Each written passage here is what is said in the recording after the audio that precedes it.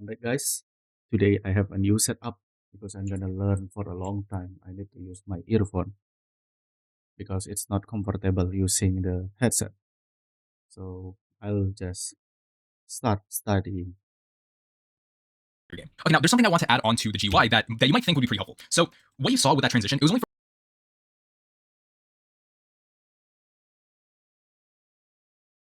like maybe a few seconds, and then we were able to instantly be teleported into the game. But what if we wanted to have a more smooth transition of like, let's say, a cutscene plays if the player teleports to this other game, or if you want to add more to the teleport GUI after they load into the game. Like let's say there's a loading bar that shows up, and then it's going to show that there's a completion that happens, and then it transitions you over to whatever you want to do within the same game. That's just an example I'm going to throw out there. But essentially, what we're doing is basically taking the GUI that's been sent over and use it however we want as soon as they load into the second game. So what we're going to do is insert a local script inside of replicated first, because this is the first thing we want to happen um, once they teleport into the second game. So we're going to hit the local script. We're going to make reference to teleport service again. So teleport service equals game colon get service, teleport service, or teleport service like this. And what we're going to do now is say teleport service colon get arriving teleport GUI. So this is what it looks like. And we're actually going to make a variable before it. So we're going to say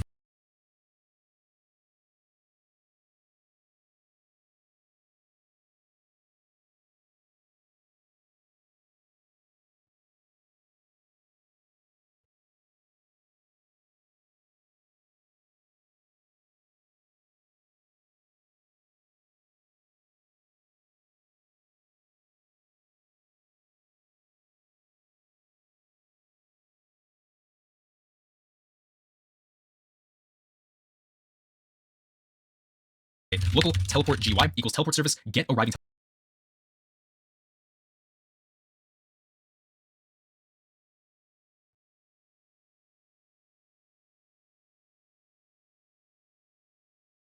Return the costume loading screen, the local player into the place with. Teleport GUI. And there's also another thing we need to make reference to, and that's going to be replicated first. So we're going to say local replicated first equals game get service replicated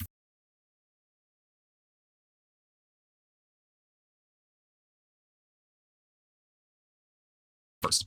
And let's first check to see if the teleport GUI is existent, because sometimes it might not be. So we're going to say if teleport GUI, then we're going to hit enter like this. And so what we're going to do now is essentially take the teleport GUI, put it inside of the player's player GUI, and then for a specific amount of time, we're just going to keep it there, and then we're going to destroy it. So we're first going to make reference to the player's player GUI, and player GUI, and then for a specific amount of time, we're just going to keep it there, and then we're going to destroy it. So we're first going to make reference to the player's player GUI, and since this is local, we can just say local player GUI equals game.players.local player GUI like this. And so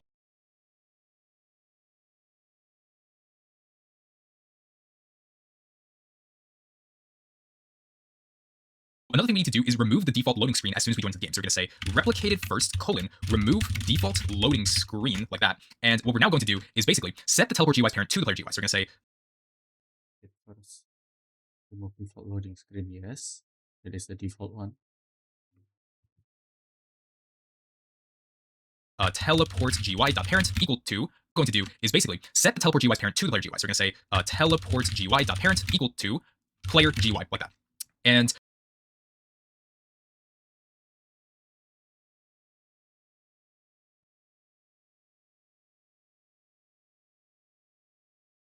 UI for game players, local player.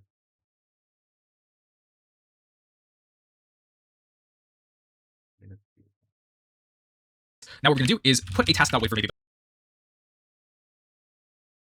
about 5 seconds, and then finally we're going to destroy the teleport GUI like this. And so what should happen now is when we join into the second place, it's going to take the teleport GUI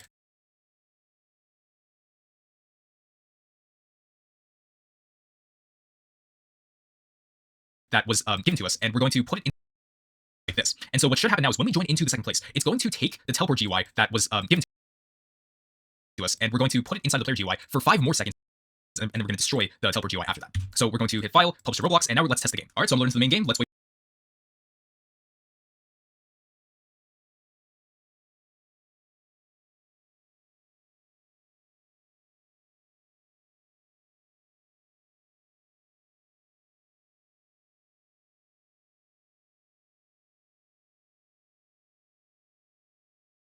Wait for the loading screen. So the loading screen is here, but it's waiting an additional 5 seconds before it ends up destroying the loading screen so that we can see it better and have it do anything else we want it to. I'm not going to show you complicated examples of this feature, but it's important to know and be aware that this is something you can do with the loading screen GUIs and all that sort of stuff. So I hope this part's helped you. All right, the next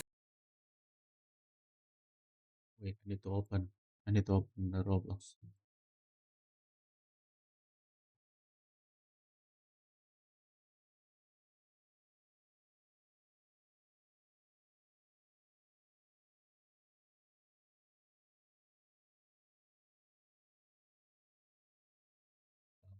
Not sure what this do.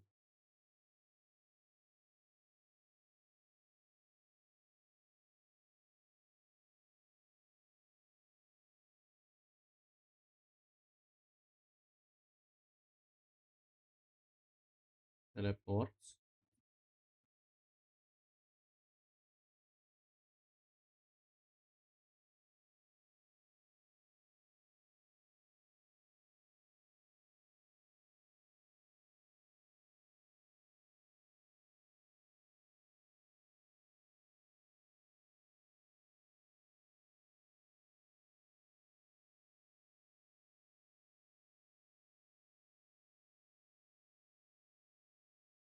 Next thing I want to show you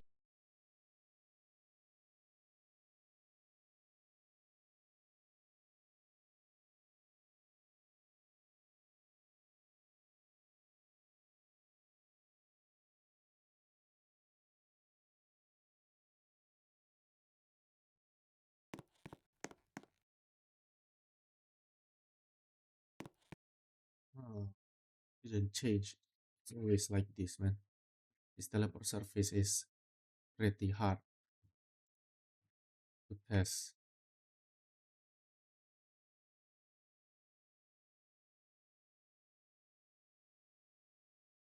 is teleport options. Game. Okay, now there's something I want to add onto the GUI that you might think would be pretty helpful. So what you saw with that transition, it was only for like maybe a few seconds, and then we were able to instantly be teleported into the game. But what if we wanted to have a more smooth transition of like, let's say a cutscene plays if the player teleports to this other game, or if you want to add more to the teleport GUI after they load into the game. Like let's say there's a loading bar that shows up, and then it's going to show that there's a completion that happens, and then it transitions you over to whatever you want to do within the second game. That's just an example I'm going to throw out there. But essentially, what we're doing is basically taking the GUI that's been sent over and use it however we want as soon as they load into the second game. So what we're going to do is insert a local script inside of Replicator first, because this is the first thing we want to happen once they teleport into the second game. So we're going to hit the local script. We're going to make reference to teleport. Actually going to again. So teleport service equals game get service to this teleport service or teleport service like this. So this is UI. And there's also another first. And let's first check to see if this now is destroyed. So we're first going to make reference to the player's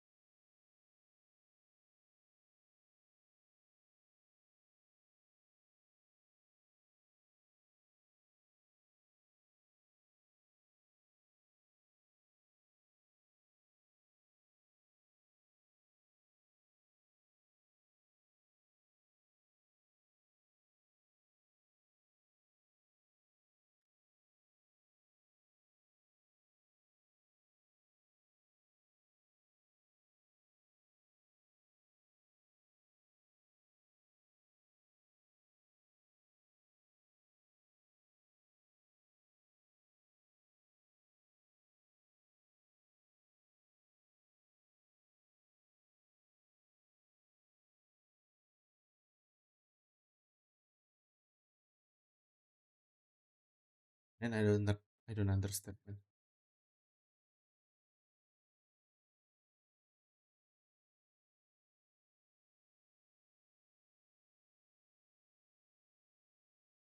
I need to make it wait like 10 seconds.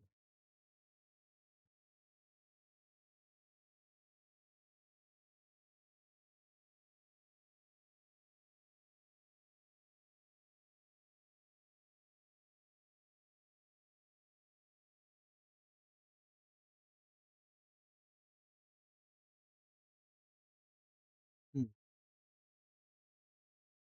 It doesn't change anything, man.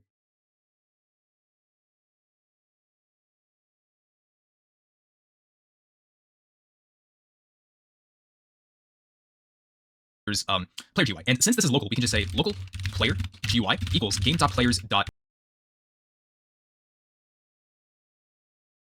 local player. All right, the next thing I want to show you is teleport options. Now you might think, what the heck is teleport options? Essentially what this is that it gives us the ability to add more arguments to the teleport call that we have when we're sending players over from. So guys, so for this teleport one, I'll try to like follow the video, but it's really hard to see the changes. I don't know why. So I'm just gonna understand things and try to implement it. All right, the next thing I want to show you is teleport options. Now you might think, what the heck is teleport options? Essentially what this is that it gives us the ability to add more arguments to the teleport call that we have when we're sending players over from one place to the next. And so this allows us to specify things like, should the player be sent to a reserved server? Or what kind of data do we want to send over to the server that we are teleporting the player to? And just general things like that. It's an important thing to know about, and so that's what I'm going to be showing you how to do right now. So let's go back to our script, and what we need to do first, we need to create a teleport options instance so that we can pass that into this teleport async function call that is going to give more arguments to the teleport when we teleport the player to the next place. So what we're going to do before the teleport async call, we're going to drop two lines, and at the top, what we're going to do is say local teleport options equals instance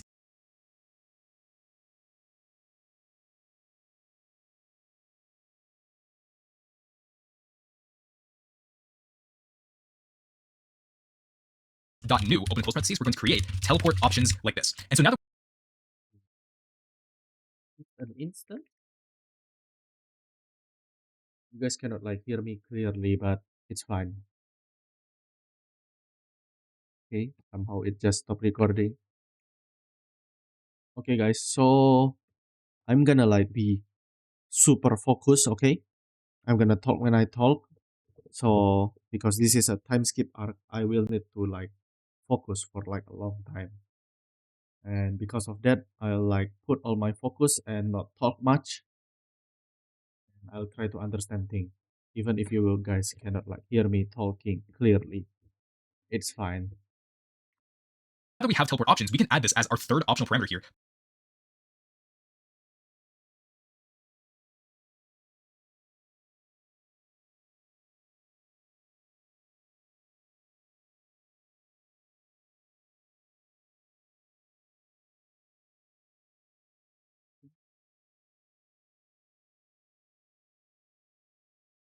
Teleport option even. By putting in a comma and by specifying teleport options like this.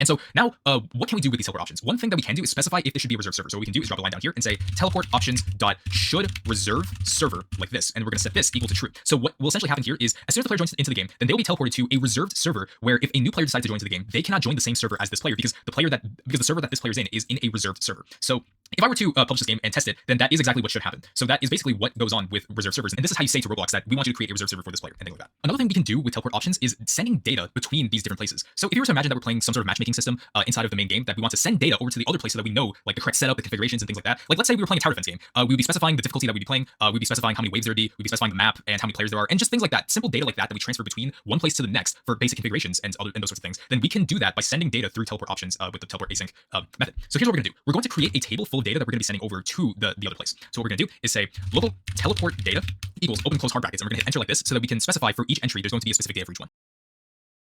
There is a lot of like there's a lot of N here. It like bite me. Freak, man.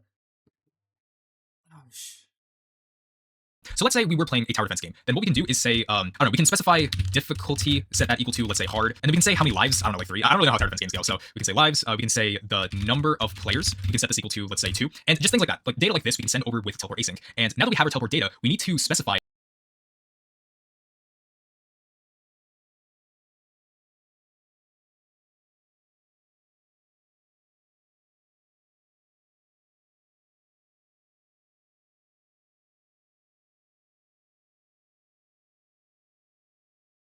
the teleport data with teleport options. So we're gonna drop two lines and we're gonna say teleport options colon set teleport data, open and close parentheses, and then we're gonna pass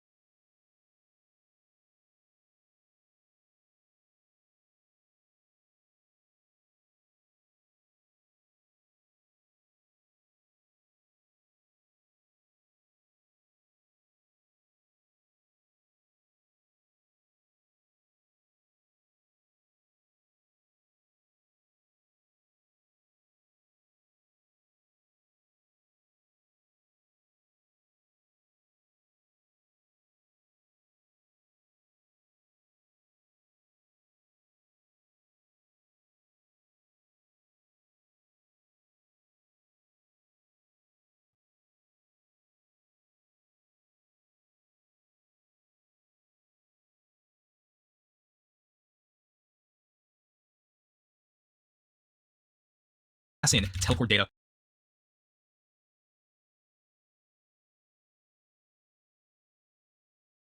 like this. So now that we have this, we're going to be sending over this data over to the other place. But now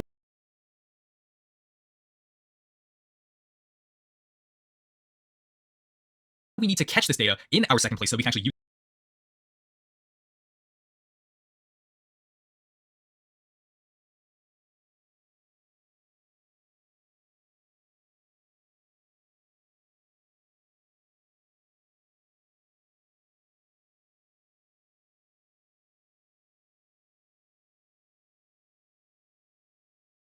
Oh, I understand. I understand. So we send the data and we can use it on other use it. So I'm going to show you places. what that looks like. So I'm going to show you what that looks like right now. But what we need to do is go to our second place now. So I'm going to see you over there. Okay, so I'm now in the second place. And in order to catch this data, we're going to create a script inside of service here. And what we're going to do is create a player added event. So we're going to say game.players.player added connect function open and close parentheses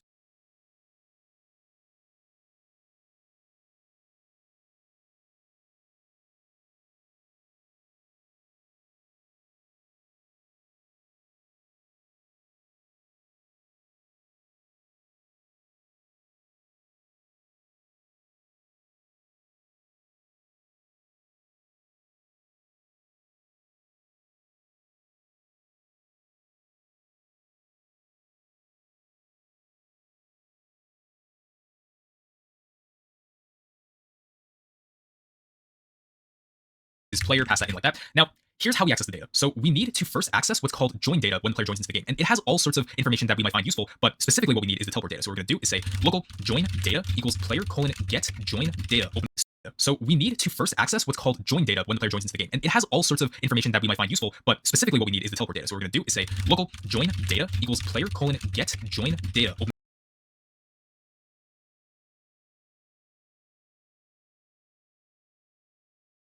Close parentheses like this. And now in order to specify the teleport data, what we're going to do is drop a line.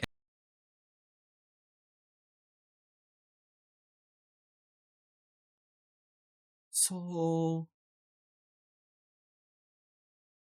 oh, the teleport option. The option have should reserve server. The option also have the set teleport data. So when we choose the teleport option, it will set the data. I see. I understand.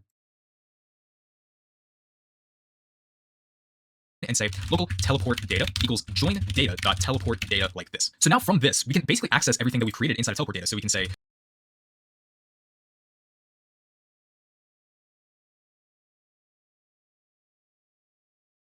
Where does this? Oh,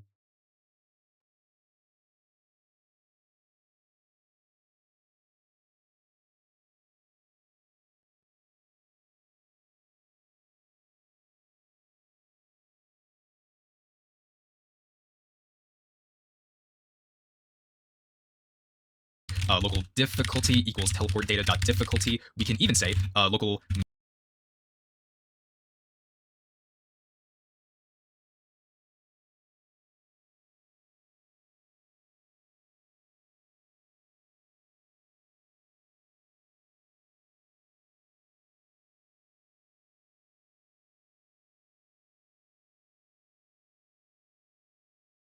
num or no, just lives. oh, you guys cannot see what I'm typing because I'm on one side only. Sorry for that. Mm, name live num players.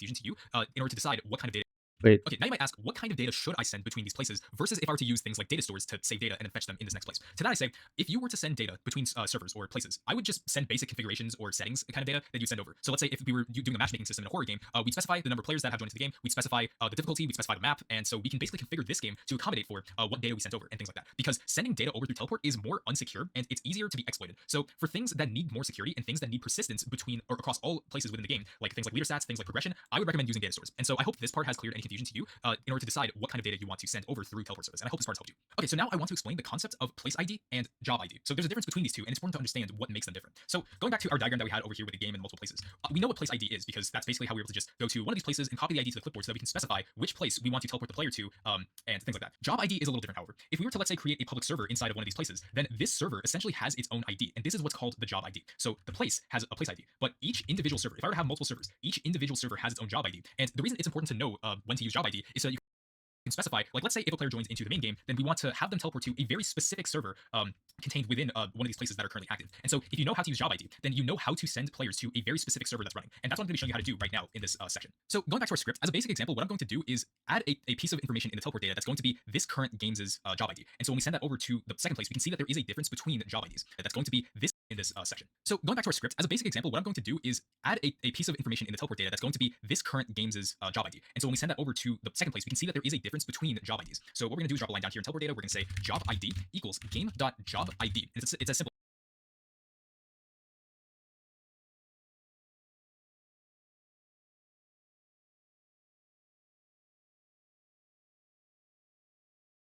as that. And so once we have that taken care of, what we're also going to do is print what this actual job ID is inside of the main game's output so that we know that there is a difference. So we're going to say print open close parentheses game.job ID like this. And so once we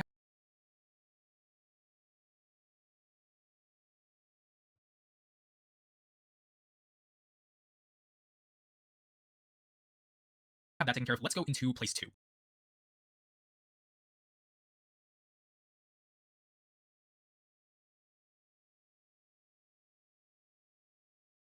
All right, so we're in place two. We're going to drop a line down here, and we're going to make the same print statement by saying game.job ID like this. And now what we're going to do is specify the job ID property.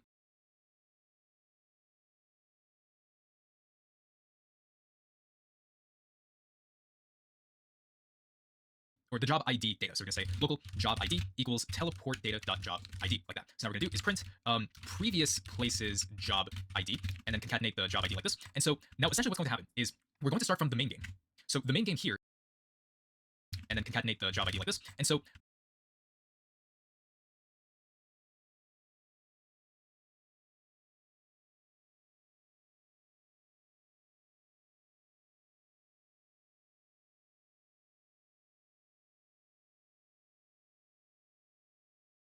now essentially what's going to happen is we're going to start from the main game.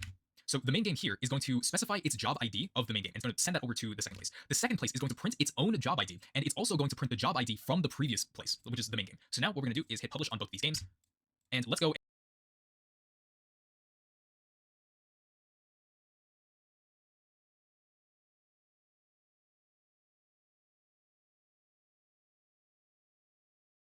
The thing is, why don't it wait?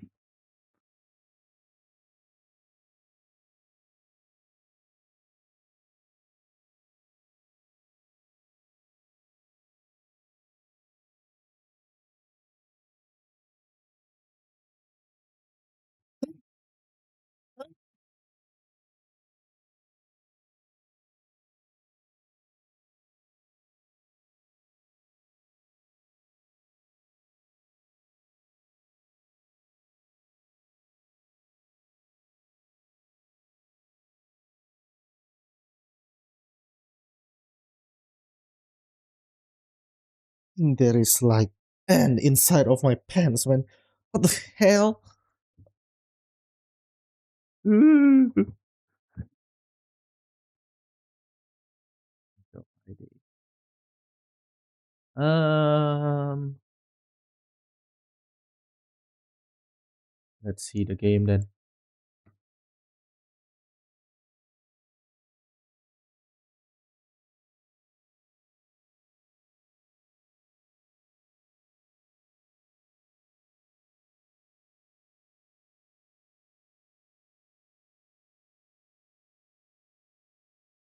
Attempt to concatenate string with nil. Server script service dot script line 13. What does that even mean? Oh, this one.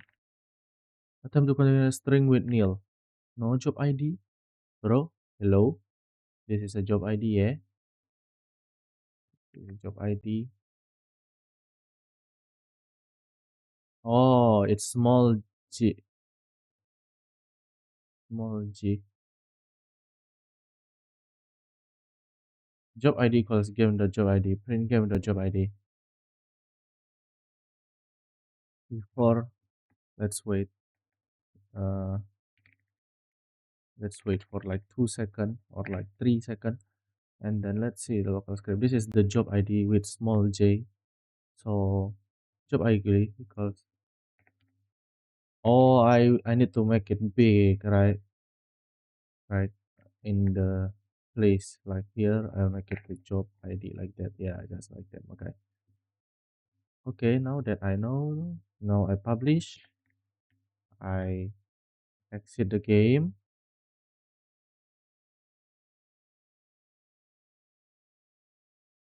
Save it, and then here I also save it, then publish it. And I also publish this one, and then I open the game again. Then no error should happen. Now I just press F9, and then I look at the log from the server. Okay, I can see the ID 41A, 41A, memory, no log, client server. I see the 41AF. Okay, E15. Okay, I can see. I can see. Oh, why is this memory? Okay, I can see network. Get post. Oh, there is a lot of thing here, man. There is scripts. There is also data store.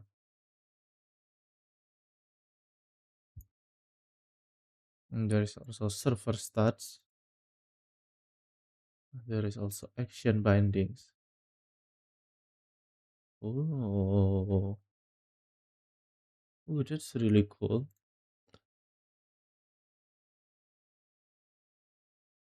Oh, there is already like left shift mouse lock, backlash. Oh, there is developer security. There is core. Nah, I think I understand a little. You guys cannot see what I'm looking at when I'm looking at the developer console, and I look at the action bindings. I'm looking at the server jobs. There is a lot. Oh, there is sound. There is no sound here. There is also profiler. What the hell is that? I will know like all of these things, right? In the future. If I don't use it, I won't know.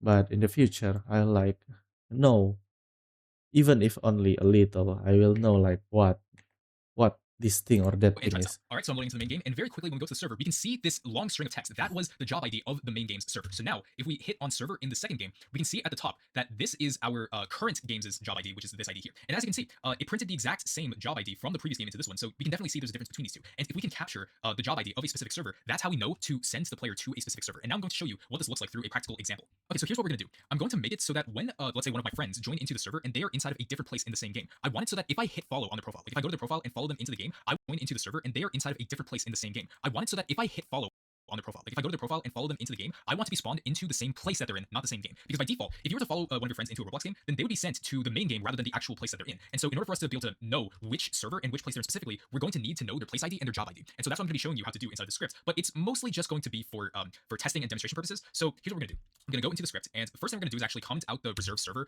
check right here. The reserve server flag right here, because this will not work if your friend is inside of a reserve server. You cannot join a reserve server. And here's what we're gonna do. At the very top, I'm going to specify if the player's name is equal to a very specific player, like my alt account. So I'm gonna say Blastberg. Then that's going to be the name of my alt account, and I'm going to place all this from here inside of here. Now, again, this is just for testing purposes, because what would normally happen is if I was inside of a game and I, let's say, was using a matchmaking system to have the player join a different game, then we're going to specify through that rather than this check that's happening here. But as of right now for this demonstration, I'm going to making system here inside of here. Now, again, this is just for testing purposes, because what would normally happen is if I was inside of a game and I, let's say, was using a matchmaking system to have the player join a different game, then we're going to specify through that rather than this check that's happening here. But as of right now for this demonstration, I'm going to do this alt account check. And you can do this as well with your alt account if you want to try and play on multiple devices at the same time. But this is essentially what I'm going to do. So if, let's say I'm playing my alt account, then it's going to teleport me to this new place. And if I'm not my alt account, like let's say I'm on my main Brawl Battle account, then I want to try and follow my alt account to the place that he's in specifically. And there's a property for this that we can check to see whether this is the case or not. And that's called follow user ID. So this is what it's going to look like. We're going to say local follow user ID equals player dot follow user ID, like that. And we're first going to make a check by saying if follow user ID and follow user ID does not equal to 0, then, because essentially follow user ID is the thing that's passed to us if we follow a player specifically through the profile. And if it's not 0, so it actually is legitimate, then we're going to go down here and make that check for ourselves.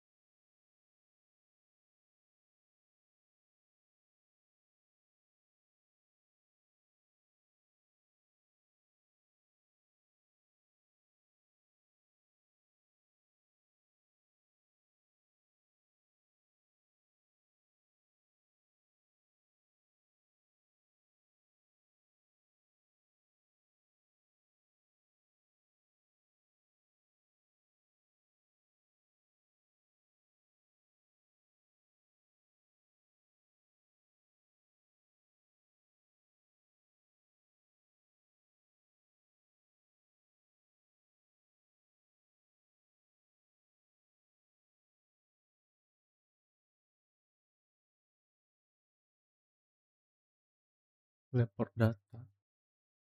Big T, big D. But um,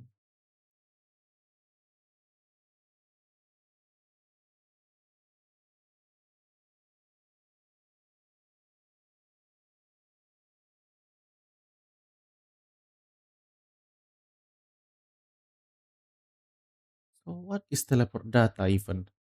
Like, it's a big T.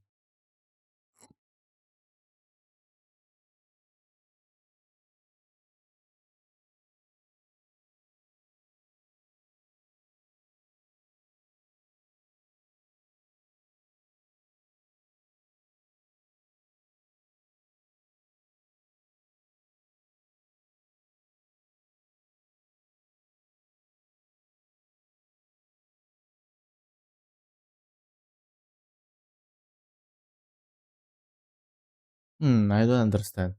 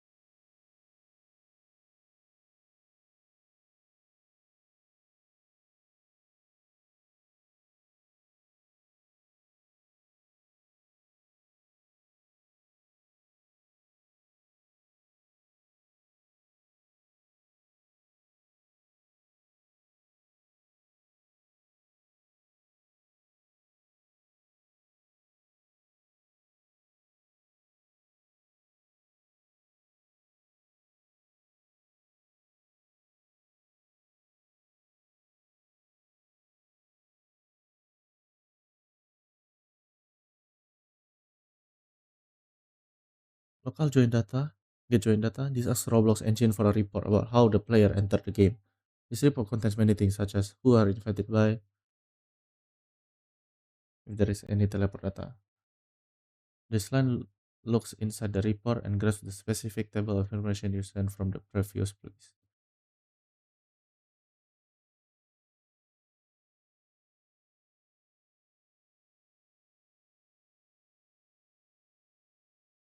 Oh, Roblox decided that the information you sent via teleport options set teleport data will always be stored inside the key name teleport data within the join data.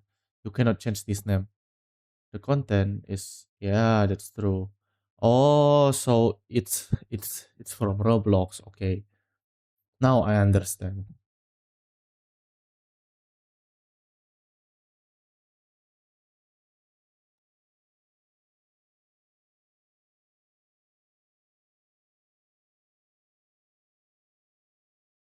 Local name, ghost name.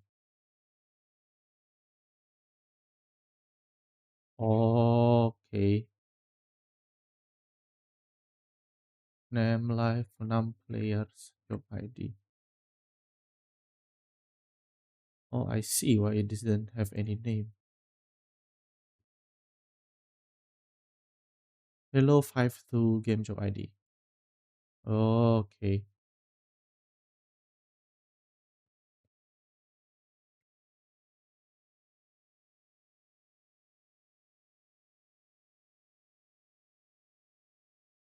Become gut scripter. You must know that this teleport data is not secure. The problem, because teleport data is passed to player client, a high-level exploiter can intercept and teleport data and change the data. An exploiter could change live to 9999 before they arrive at the second place. For non-important data like previous place. Teleportation. Oh, for critical data like live currency item, you should use data store. Save data in place 1 and the player loads it from the official Roblox database in place 2. Oh, I understand. Okay.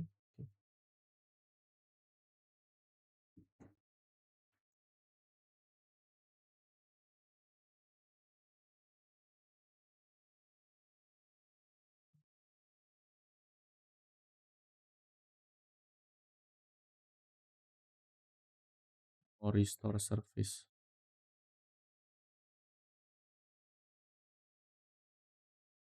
I didn't learn about memory store service, right? I only learn about data store.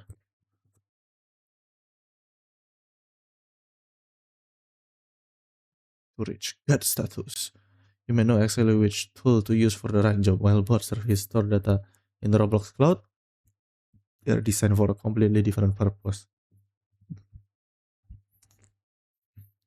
Think of data store service like a hard drive, permanent and slow, and memory store service like RAM or Redis, temporary or lightning fast.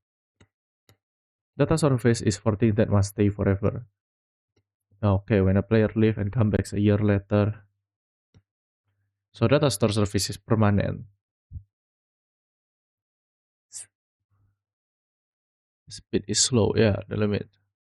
Best for player levels, XP and currency, inventory item, game setting, option, ban list. Memory store service is the speedster. This is for data that change constantly or need to be shared across different game server instantly. Persistent temporary. You set a time to live, okay? TTL after that time, data is deleted. The speed is extremely fast. It's designed for high frequency updates. The limits much higher throughput than data stores. You can update this very often. Best for cross-server matchmaking, global leaderboard, updating ranking across 1000 server in real time. Oh, auction house, tracking bids that happen every second, secure teleports, passing live or inventory between places securely. Passing live or inventory between places securely.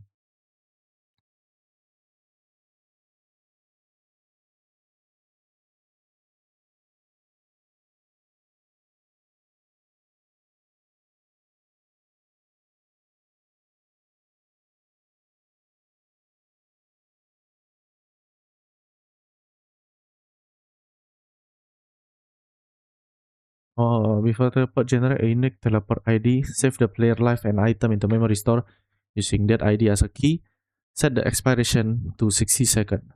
The teleport send only the teleport ID. Oh, send only the teleport ID via teleport data. Okay. On arrival, take the teleport ID, look it up in memory store, and grab the live data.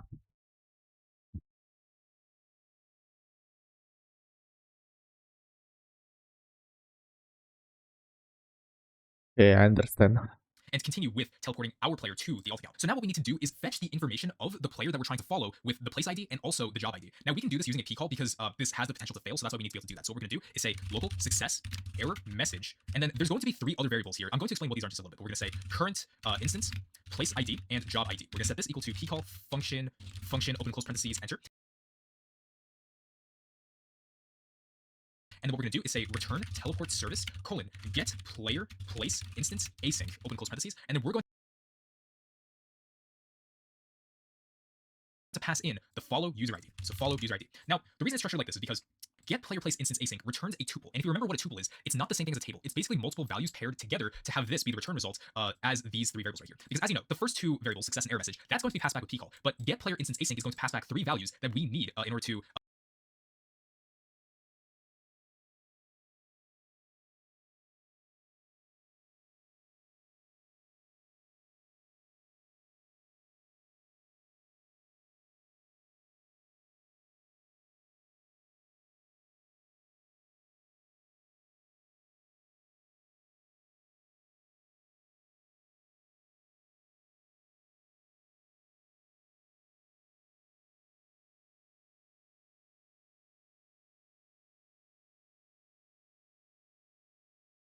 know what place and what server this follow.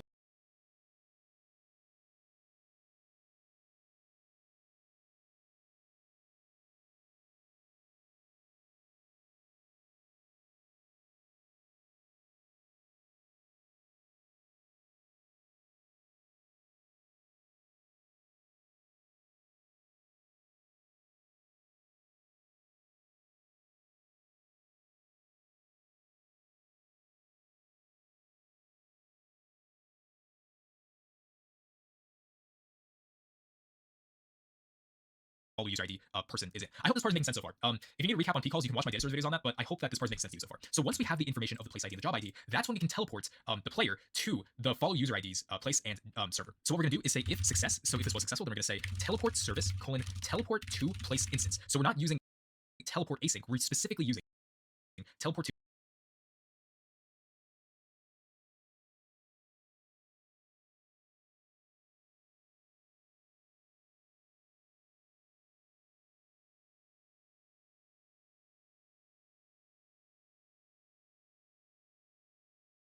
player instance. We're going to put open close parentheses. First thing we're going to do is specify the place ID. Second thing is specify the job ID. And then finally, we're going to specify the player we're teleporting. Now, keep in mind for this instance, we're just passing in one player, and it's not a table of players.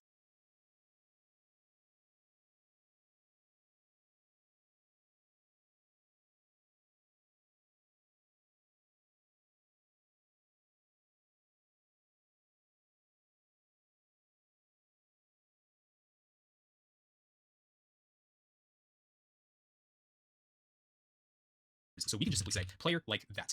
And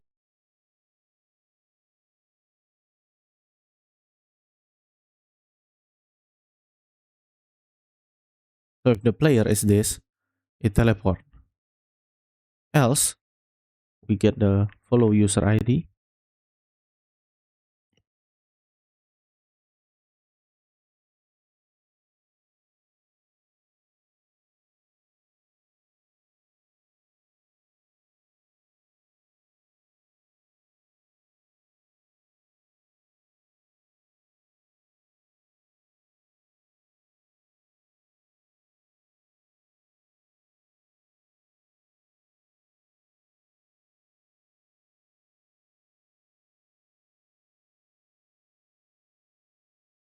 And if this was not successful, then we're going to put a warning message for the error message like that. For the error message, just like that. And this is essentially the script that we're going to be using to have our alt account join into the second place and then have Brawl Battle, like our main account, follow my alt account into that specific place. And so now I'm going to show you what this looks like in game. So I'm going to hit file, hit publish to Roblox, make sure you always do that. And now let me demonstrate this for you. All right, so here's what we have going on here. So I'm on my alt account right now, Blastberg, and I've currently been teleported to the second place in the game. So now what I'm going to do is go into the Roblox homepage and go to my alt account, and I'm going to join his game directly. So now what's going to happen is once I follow him into the game, it's going to look for the follow ID, and if it's valid, then it's going to teleport me to the specific place and server that my alt account is in, rather than just the lobby or the default place itself. So we're gonna wait for that to load. Okay, and as you can see, as soon as I joined into the game, I automatically got teleported to the server and the place and the server that my alt account was in. And so this is how we can specify how we can teleport specific players to specific servers. Now, of course, there's other ways you can do it, but this is one way that I know is very practical to use inside a Roblox game. And so I wanted to demonstrate this example right here. Now, again, if things have confused you up until this point, then I suggest you rewatching certain parts of the video that you think may confuse you. But this is a really good way to understand the difference between place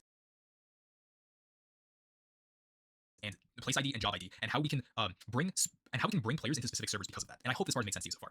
Okay, and the last thing I want to show in this video is being able to handle failed teleports. Because the network can be bad for a lot of people depending on what device they play on and things like that, teleports can definitely fail a lot of the time. And we need to be able to make sure that if it fails once, then we need the server to keep trying to teleport the player until it is successful. And if we just have one call with teleport async, it's not exactly going to work. So what we need to do is have a module that basically allows us to safely teleport the player and have it constantly retry to make sure that the player is being teleported safely. And there is a really good module for this that's actually in the documentation. I will have a link to this in the description of this video. It's in the handling failed teleport section. And basically what we're going to do is copy this script and have it in a module so that I can show you how this works. And I'm going to step through what the script does and things like that. So with the handled fail teleport section, I'm going to hit copy this entire code, and we're going to go back to the main game. So what I'm going to do is go to replicated storage, and I'm going to hit the plus sign, and I'm going to insert a module script, because this is essentially a module script that has a function that allows us to safely teleport the player to a game with the specified ID and everything like that. So I'm going to rename this to safe teleport, and then I'm going to select everything, and I'm going to hit Control V to paste the entire code like so. And so now what we're going to do is go to our main script, and what I'm going to do at the top here is require our module scripts. We're going to say global safe teleport equals game.replicated storage colon wait for child open and close parentheses safe teleport. And I'm also going to wrap this around in a require call because we're trying to get a module script just like this. And so now what we can do instead of teleport async is that we can actually replace this with safe teleport like this. So we can specify the place ID, we can specify the amount of players inside the table, so we can just say player like this, and then we can have our options with our teleport options like this. So it's basically the exact same thing as up here with teleport async, except we're using the safe teleport module instead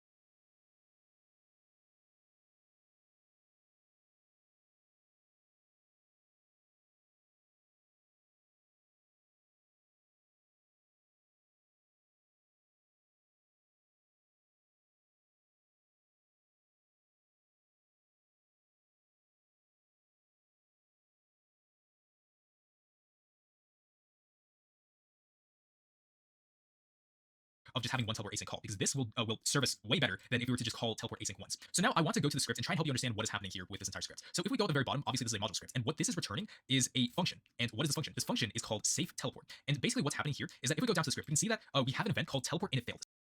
So this is within the event of a failed teleportation. And if this does happen, then what we're going to do is go and use this function, which is handle failed teleport. So there can be multitudes of reasons why a teleport has failed. Has the server been flooded? Was it just a simple failure? Then what we're going to do is have a little delay before we try and see if we can fix this. And once we do this, then we're going to call this safe teleport function with the parameters that we specified here up to this main function right here with safe teleport. And so basically what's happening here is we have an attempt index, and then we have this loop structure going on here. So we have a p call that's basically going to use the same function we were trying to use with teleport async, but it's going to repeatedly do this over and over again. So it's going to add the attempt index by 1 every single time it attempts to do this. And if it was not successful, then we're going to wait for a retry, and then we're literally going to go back up here again, and we're going to try teleport async again to then have the attempt go up again, and then it's going to keep on doing this over and over again until either it has been successful, or if the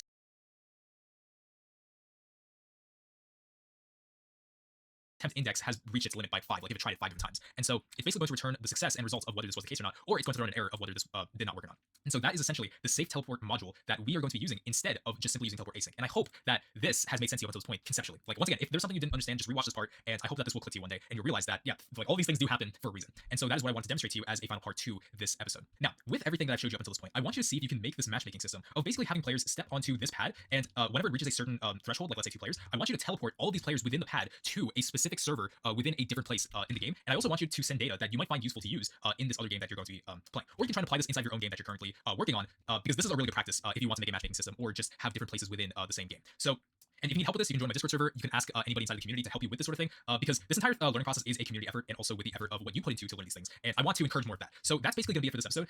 This has been one of my favorite episodes in this series so far because of how long it is, and also how much information has been put inside this video. So whatever you can do to help this series by either liking this video, commenting, or sharing it with anybody else you know, that would be very, very appreciative of you. And I think that's basically episode. Now, with everything that I showed you up until this point, I want you to see if you can make this matchmaking system of basically having players step onto this pad, and whenever it reaches a certain threshold, like let's say 2 players, I want you to teleport all these players within the pad to a specific server within a different place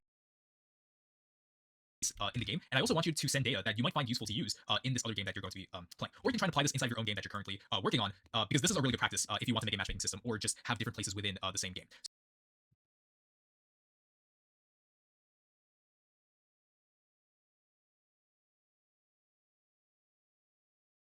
How do I make it? So I have a base plate, I have a plate, but if a player join and step on it, like go up the count by one count up, and if no player is standing, it will be 0. So I need to know how make it so we know that there is a player inside. If there is a player inside, then it will be 1. If it's 2, then you teleport the player using self teleport both of them to another place with the data like number of player.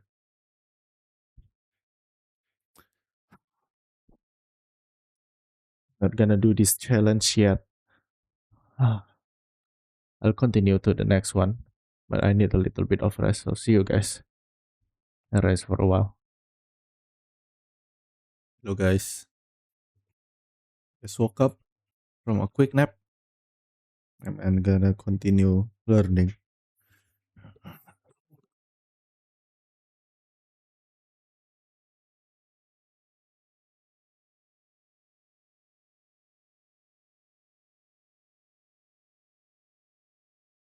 So, ooh, I'm about to make my shot. I'm wide open right now. All right, let's go. No, it's gonna hit the guy. No, I don't want to hit the guy. Go in the goal. Go in the goal. In the goal. Oh my god. All right, go in. Go in. There we go. That is how you do a score. I am so good at this game. This video is going to be about teams, which is a feature that Roblox has provided to us that we are going to be using inside of this video. And I think it's important to understand why teams are useful to add inside of your Roblox game. But before we start implementing, let me ooh, I'm about to make my shot. I'm wide open right now. All right, let's go. No, it's gonna hit the guy. No, I don't want to hit the guy. Go in the goal. Go in the goal. In the goal. Oh my god. All right, go in. Go in. There we go. That is useful. I want to briefly explain what teams actually are and how they serve a purpose for Roblox. So I hope you understand the basic idea of what a team is. A team is basically when you group a bunch of people together to achieve the same goal or a similar goal, or you can also think of it as a faction as well among specific groups of people. So in this case, with this soccer field here, we have 3 players on this side and we have 3 players on this side. The goal for these 3 players that are together is to move this ball towards this goal over here, and the goal for these players is to move this ball over to this goal. So each group of players or people have the same goal that they're trying to accomplish, and this can basically be said about any team or group of people trying to achieve the same goal as a whole. So with that basic understanding of teams, Roblox has provided us a feature to allow us to add these teams inside our games. So if you have teams, then we can differentiate these players from one another. So this ties back into Roblox because they actually have a built-in feature that allows us to add teams inside our game, and that's what I'm going to be showing you how to do inside this video. So with that being said, let's now go ahead and go straight into implementing. Now we understand it, let's implement teams inside Roblox Studio. So there's going to be a new service I'm going to introduce to you inside this video, and it's also going to be Light Indie Explorer, and that is called Teams. That's going to be down here. So this is the service we're going to use to add teams to our own game. And the way we're going to do that is by going to the right side, hitting the plus sign, and we're going to insert a team like this. So now we have our first team inside of the teams folder inside the Explorer. So if we click on it, then there's a few properties here that we can work with that are unique.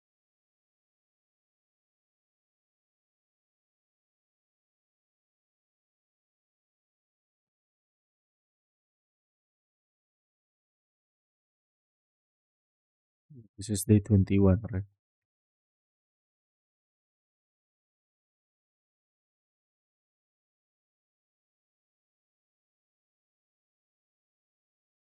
To a team. So the first property is called auto assignable, which is basically a property that tells Roblox if we want the player to automatically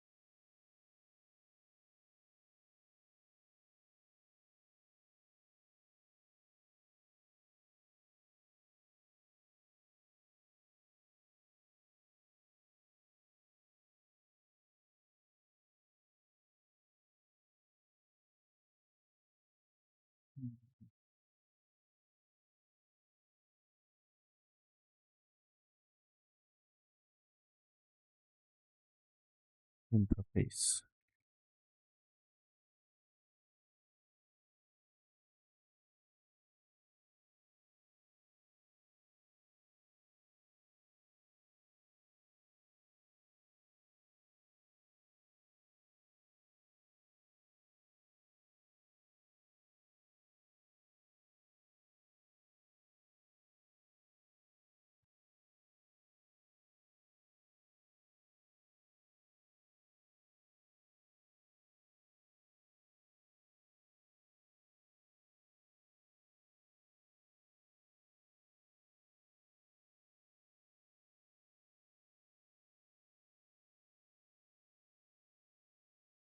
Automatically be assigned to this team if we join the game. So I'm going to show you what that looks like right now. If we go to test and we go to play, then what we should see is Roblox is going to add us to a team. And the way we can see that is by going on the top right on our leaderboard. We can see that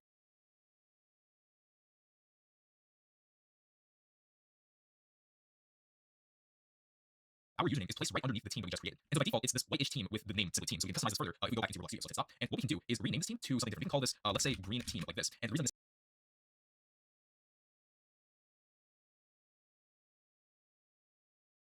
green team is because this is what's going to show the next property, which is team color. And if we click on this team color, then we can pick any one of these colors to be the color of our team. So I'm just going to pick lime green for this example. So now what's going to happen is if we go into the game, and we can see again on the top right of the screen that the color of the team changed, and also the name of the team changed to green team. So that's basically what we wanted to see from here. Now another thing is if we add more teams. So if we let's say duplicate this, or right click and duplicate it, and we call this one the blue team, and we change team color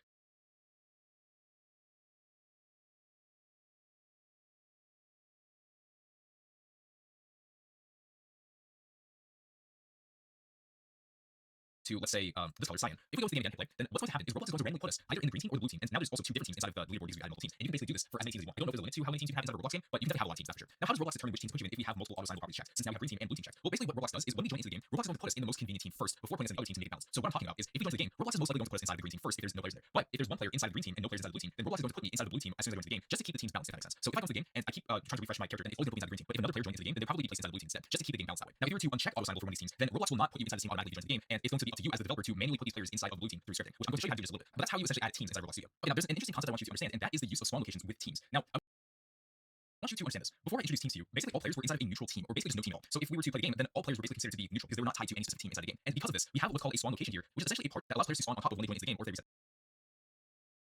the character. So this spawn location acts as a neutral spawn location where there's no team tied to it specifically. So if we were to join into the game, we're always going to be spawning on this spawn location no matter what. What's interesting is now that we have teams, we can have multiple different spawn locations that are specific to now that we have teams, we can have multiple different spawn locations that are specific to the teams that we just created. So if a player was inside of the blue team and this was, let's say, the blue team's spawn location, then all players that are in the blue team will respawn on this spawn location right here rather than this one or this one. And so right now I'm going to show you how to create different spawn locations for different teams. So what I'm going to do is take the spawn location and I'm going to hit Control D to duplicate it, and I'm going to move it alongside this way. Now with this spawn location, what we can do is set a team for this specific spawn location. In this case, we can do green team.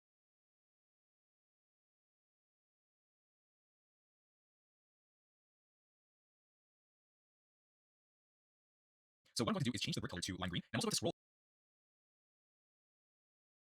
all the way down to this property called team color, and I'm going to change this to lime green. Now, it's very important to understand the difference between team color and brick color. So brick color and color, they basically are the same property. If you change this, then it changes the visual representation of the spawn location. But that's not going to be enough to actually make it functional to be the lime green spawn location team. We also need to go down here to change the team color property so we know that this green team matches with this spawn location right here. So that's something important that you must do and understand the difference of. Now if we go down here, there's more properties that we can actually work with, like sports field duration, allow team change on touch, I believe that's what it's called, and neutral. So what I'm actually going to do is go back to our original spawn location, and I'm going to uncheck neutral, and I'm going to go back to this spawn location, and I'm going to uncheck neutral as well. Neutral basically means if a spawn location is going to be the default spawn location that every player must spawn as, whether they join the game for the first time or if they reset their character. And since we now have teams, we don't want this to be the case because if we are now inside the green team and we want to spawn inside this one, then we need to uncheck neutral for both of them. And so now we have a basic setup going here. So if we hit play, then what should happen is we're automatically going to be put inside the green team and we're going to spawn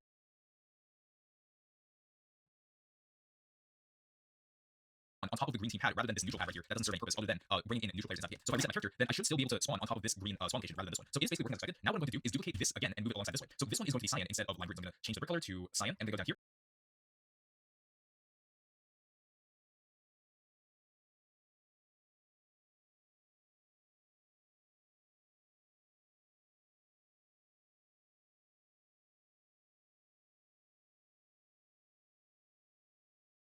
Here and change the team color to cyan as well. But this time what I'm going to do is check this property called allow team change on touch. So if we do this, then what's going to happen is if we step on this spawn location, then it's going to change our current team to this team instead. So if we hit play again, then we should be spawning on top of the green spawn location. And so if I now touch this spawn location, then it's going to change my team. It's going to say in the chat that you are now on blue team.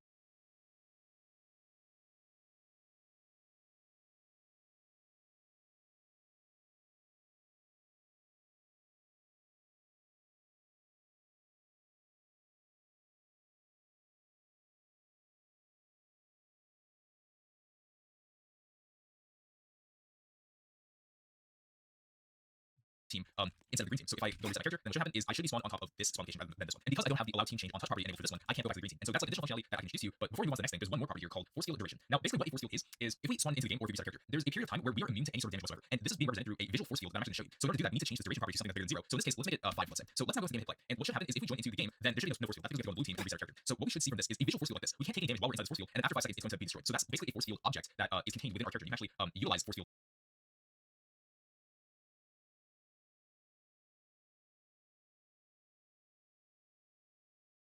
inside of your own game.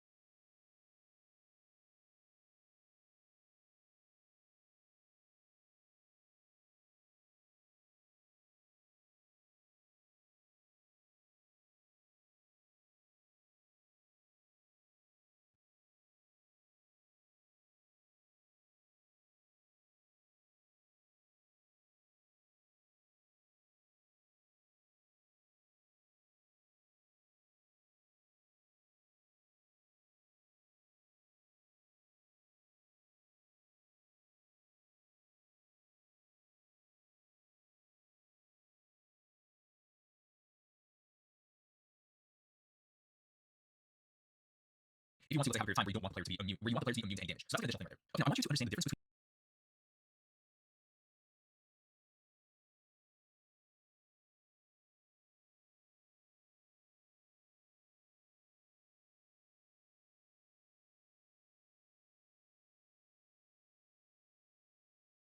team and team color. So when we've been working with creating teams, like on the right side, we have the green team and the blue team. So the team itself is this team object right here, but the team color is simply just a brick color that is labeled as a team color property. Now, if you were to, let's say, utilize this inside a Roblox game where you wanted to change a player's team to be this team, then you would basically just change the player's team to the green team. You wouldn't necessarily change the team color of the player with the team color of a different team. It's usually better to just change the team of the player to the team object that is contained inside the player's team to the green team. You wouldn't necessarily change the team color of the player with the team color of a different team. It's usually better to just change the team of the player to the team object that is contained inside teams. And it can be confusing to use team color for your scripts if you're trying to change the team color of the player to a different team color versus if you were to change the team of the player to a specific teams. So I recommend changing the team of the player versus the team color of the player to a different one. So now I'm going to show you what this looks like your script. So I'm going to stop right here, and what I'm going to do is go on the right side of server scripts, and hit the team. Then you would basically just change the player's team to the green team. You wouldn't necessarily change the team color of the player with the team color of a different team. It's usually better to just change the team of the player to the team object that is contained inside teams. And it can be confusing to use team color Yeah, that's what I'm thinking about. for your scripts if you're trying to change the team color of the player to a different team color versus if you were to change the team of the player to a specific teams teams. So I recommend changing the team of the player versus the team color of the player to a different one. So now I'm going to show you what this looks like your script. So I'm going to stop right here, and what I'm going to do is go on the right side of server scripts, service, and hit the plus sign and insert a script. So what we're going to do first is make reference to the teams service. What we're going to do is say global teams equals game colon get service teams, and it's just simply going to be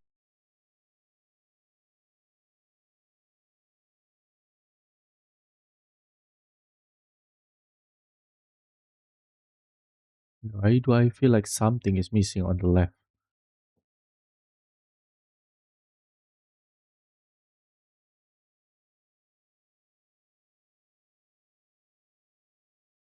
There's like something missing. I don't know what. Is it a toolbox? Is it like activity story?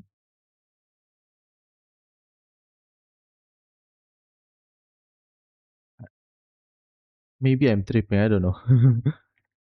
this. And next thing we're going to do is, let's say we want to do the script is manually change the team to blue team as soon as we go into the game. So what we're going to do is make reference to the blue team. We're going to say local blue team equals teams.blue team like this. So as soon as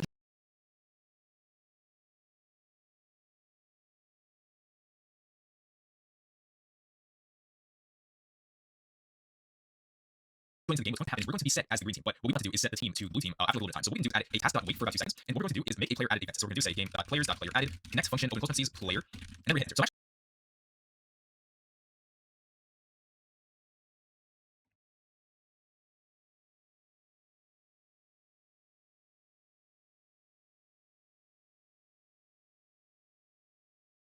So going to move task.wait down here inside the player add event instead. So now what we're going to do is say player.team equals blue team like this. So now if we go into the game hit play, we should start in green team, but then after about 2 seconds, we should see that we have now manually been moved to the blue team from the script. And we did not change the team color, but instead we changed the team itself because it's generally a better practice to change the team versus the team color. Start.wait down here inside the player add event instead. So now what we're going to do is say player.team equals blue team like this. So now if we go into the game hit play, we should start in green team, but then after about 2 seconds, we should see that we have now manually been moved to the blue team from the script. And we did not change the team color, but instead we changed the team itself because it's generally a better practice to change the team versus the team color.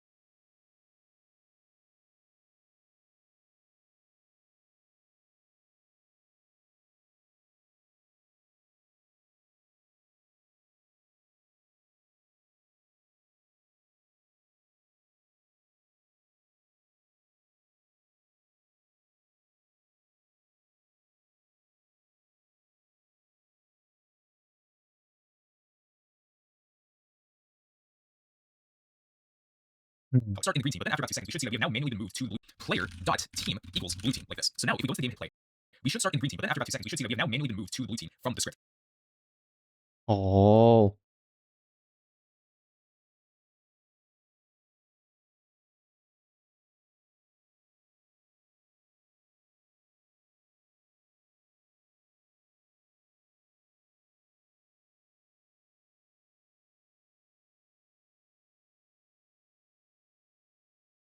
And we did not change the team color, but instead we changed the team itself because it's generally a better practice to change the team versus the team color. We can implement a few basic things with teams that we have this inside our game. And the first thing we can do is create a team only door, which should be pretty easy. So basically a door that opens up only if you are in a specific team that no other players in a different team can access. So what we can do is create a part inside the model, and I'm just gonna see how this stuff just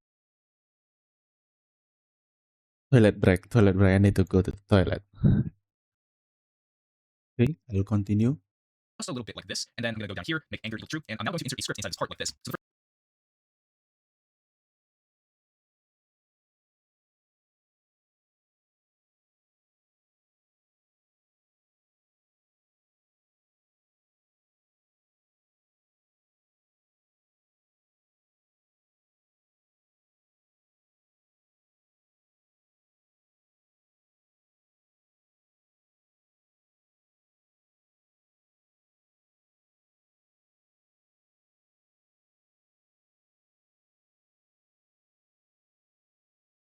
the first thing we're going to do is make reference to the door. So we're going to say local door equals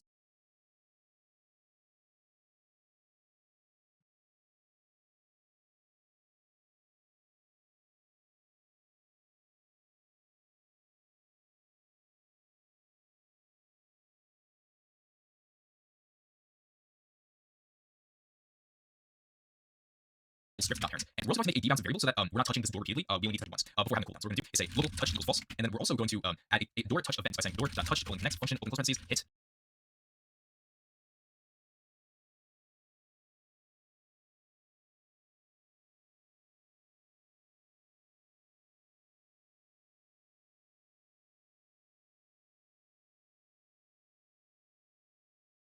And then we're going to say enter. And now what we're going to do is make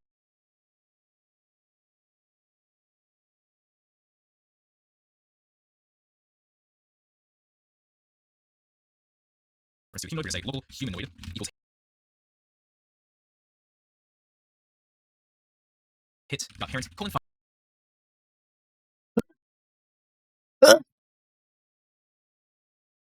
first child open close parentheses humanoid. And then we're also going to locate if this is a player. So we're going to say local player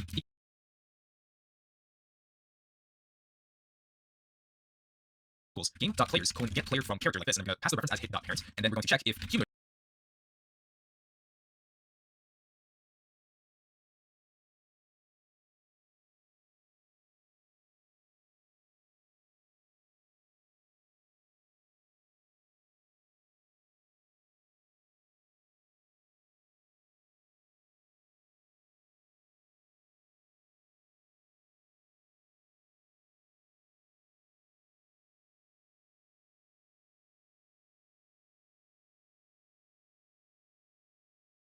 exists, and if the player exists, and if touch is not true, so we're going to say and not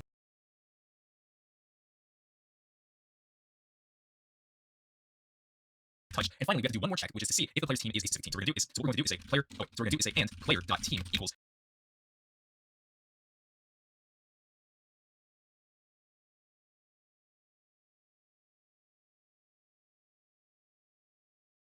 And if we want to reference a specific team, we can also do that directly inside the teams folder inside Explorer. So what we can do is say game.teams. Let's say blue team. Then we're going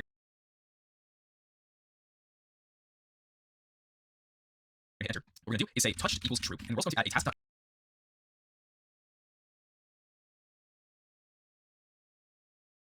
for about let's say 3 seconds, and then we're going to say touch is back equals false, so we can touch it again. And to make this door functional, what we're going to do is set the door's transparency equal to 0.5, so it's half transparent.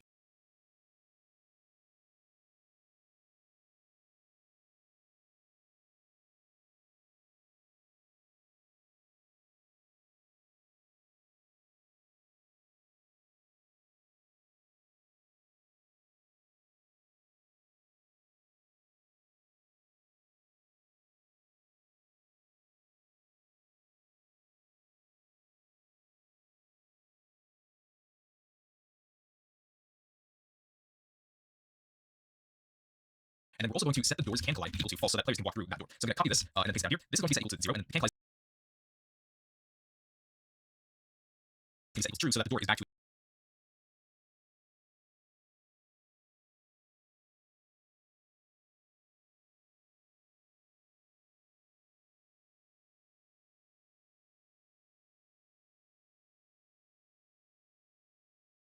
its original state, where you can't go through the door. So this is the basic setup of. So this is basically how we create 18 only doors. Now if we go into the game,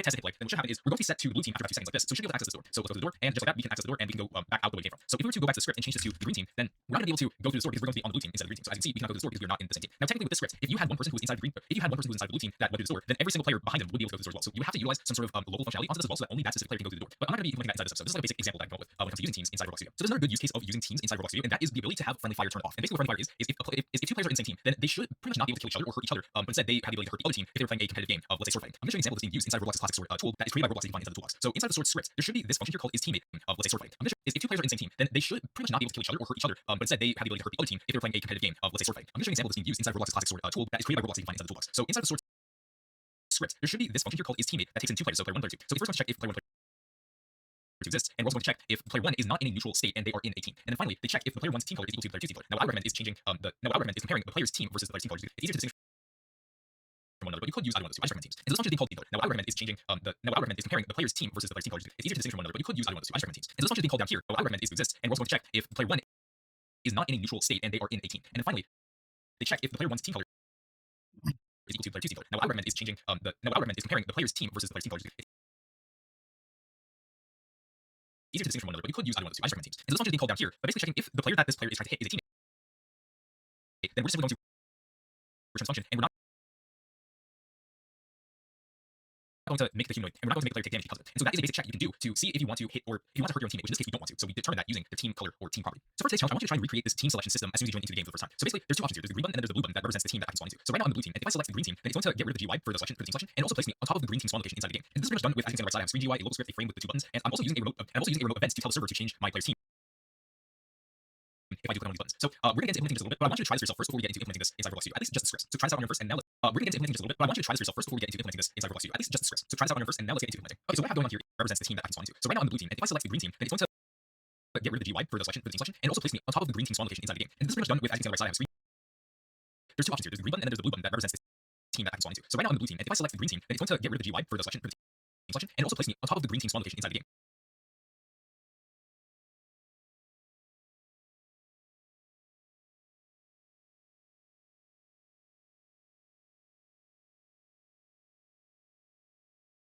Hmm. Okay. What do I need to do? I need to first make us look at the script. Okay. No, no, no. First, I make the UI first. It's really simple. Starter GUI. Do I put it in starter GUI? Yeah. I make a screen GUI. No, no, no. That's wrong.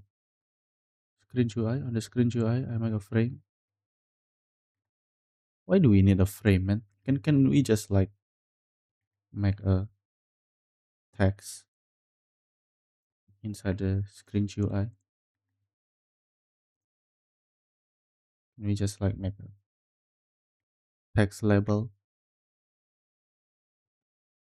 like text button, two of it. Let's make the button into,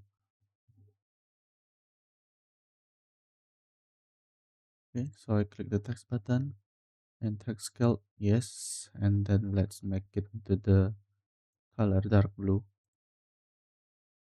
Now let's make it into a little bit of cyan, like that, yeah. And then let's say like blue tea.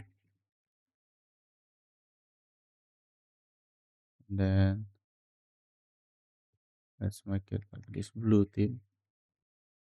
Then oh wrong, let's duplicate it. Duplicate this, put this here, and then let's make it green theme. And then what do we need to do is change the color into green. Yeah, like that. Simply like that. Yeah, I can click it, but what I need to do is make the server script surface, okay? The screen GUI. Let's see if the screen GUI is there. Okay, it's there. Okay, now it's doing nothing.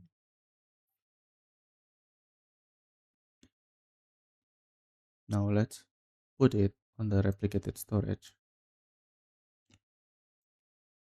Replicated storage first, okay? Now it should not be there. Yeah, that's good. And then what we need to do is in the script, right? We have the theme service that's already true. And then what do we need to do is call blue teams, call blue team, local green team equals teams dot green team.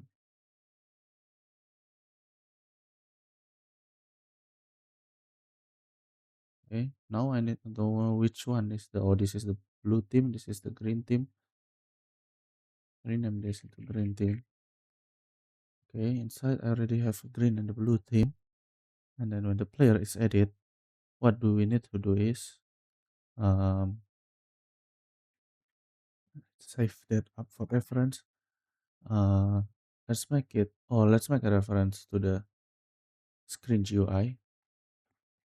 Local choose team equals to, let's make this into choose team. choose team choose team equals to game the replicated storage. So I make it local replicated storage and local choose team equals replicated storage dot wait for child choose and local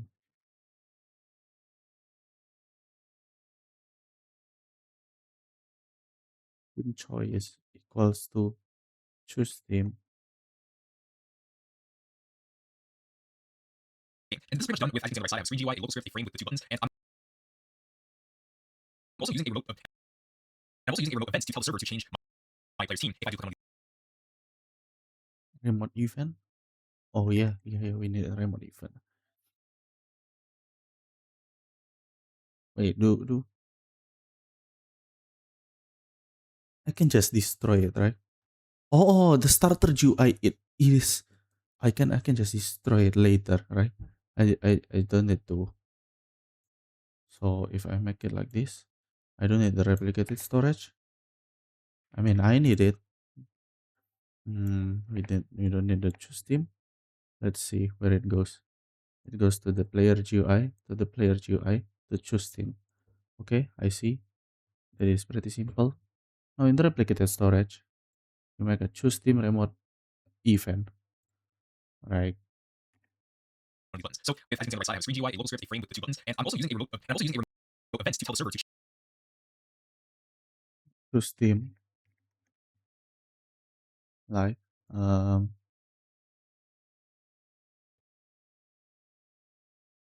change my player's team if I do click on one of these buttons. So we're going to get into implementing just a little bit, but I want you to try this for yourself first before we get into implementing this inside Roblox. At least just the scripts. So try this out on your first, and now okay. The thing is, we need to make a local script inside the starter player script, right? The starter player script, we see a local script, and then we make a reference to the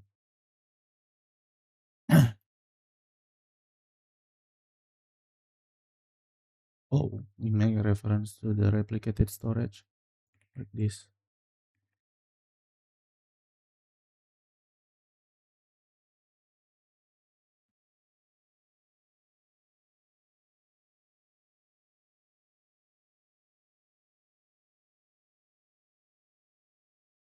We fire server. Um, Now we also have this UI. We need to make starter GUI layer.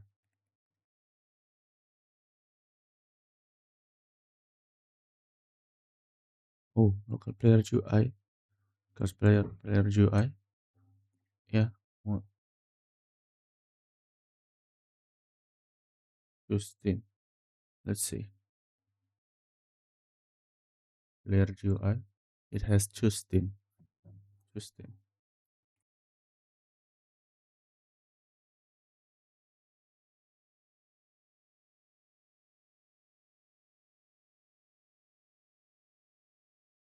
Player.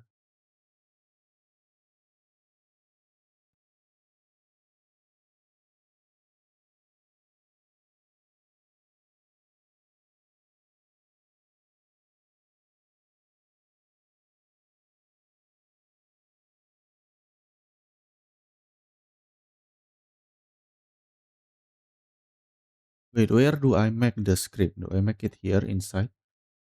If it is click.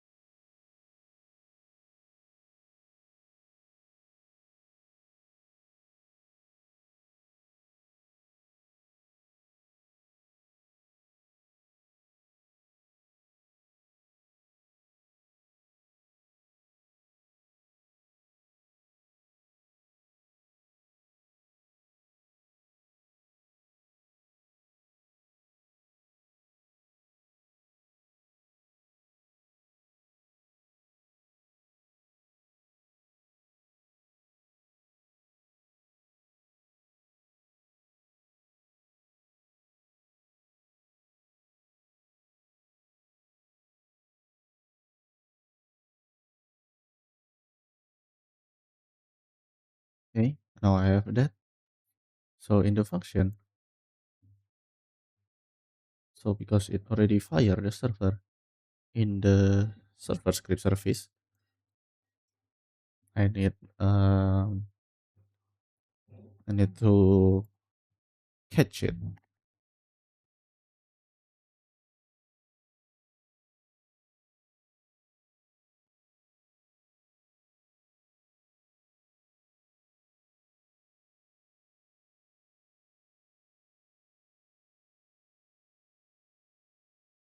Wait, let me see. On server,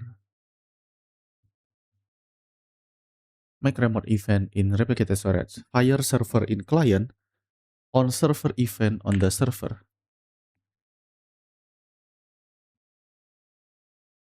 Is there a remote service?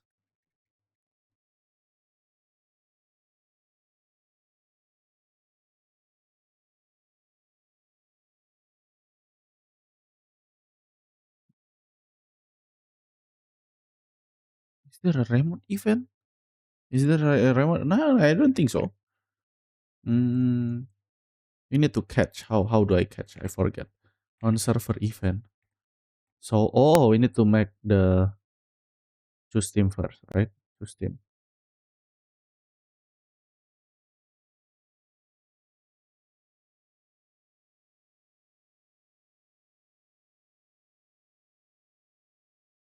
Okay, choose team. The on server event, right?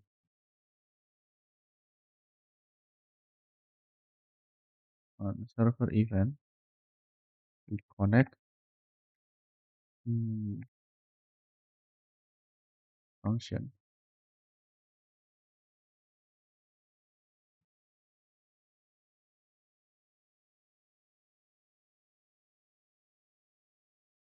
layer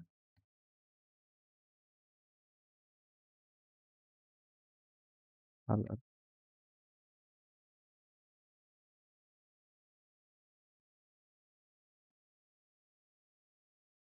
Color equals to team and player dot team equals to team. After this is done, then we destroy the player GUI. So we have player GUI. We don't need this player, right? Yeah, we don't need it. We already sent the player. Oh wait, we need it for the player GUI. So we do this.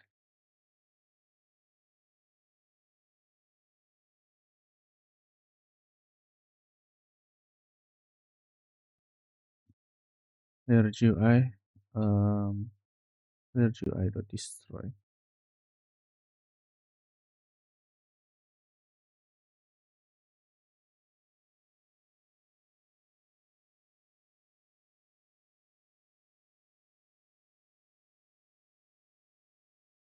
Let's see. Okay, that doesn't do anything. let's do print.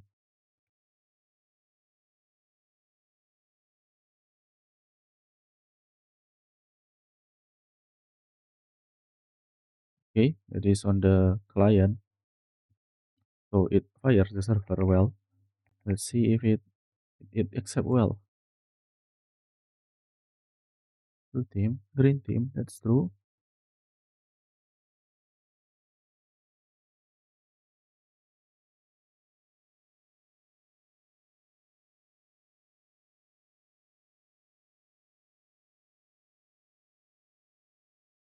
Dang, dang, it doesn't go here. But does it do this? No, it doesn't even print it, so it is not catch.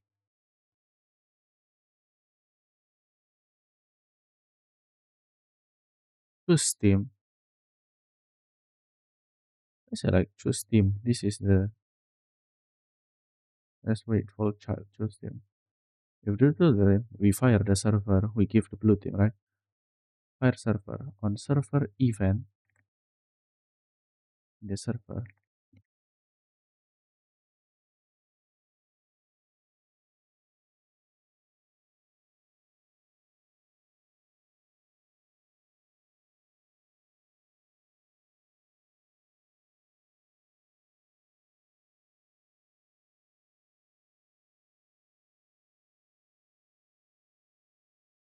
What's wrong, man? What's wrong? Teams, replicated storage. Choose team on server event. Pass in the player. I also pass in the color. It doesn't even print when I press it. Why is that? Mouse button one click. Is that because of this? No, no, no. It works well. It fire the server. It fire the choose team, and then um player team. It's the blue team, green team, and this is already right.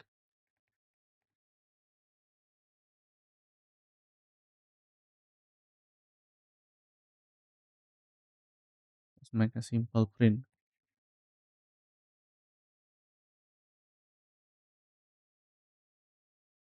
Hello. It doesn't print anything. Replicated storage, right? This is only the click. We don't know if it really fires the server, right?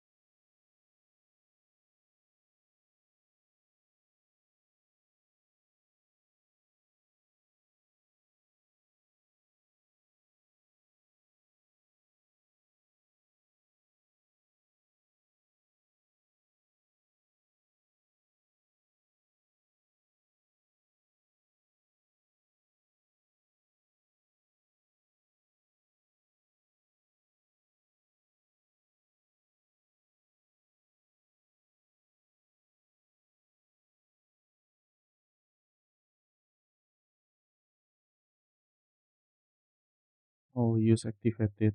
Okay.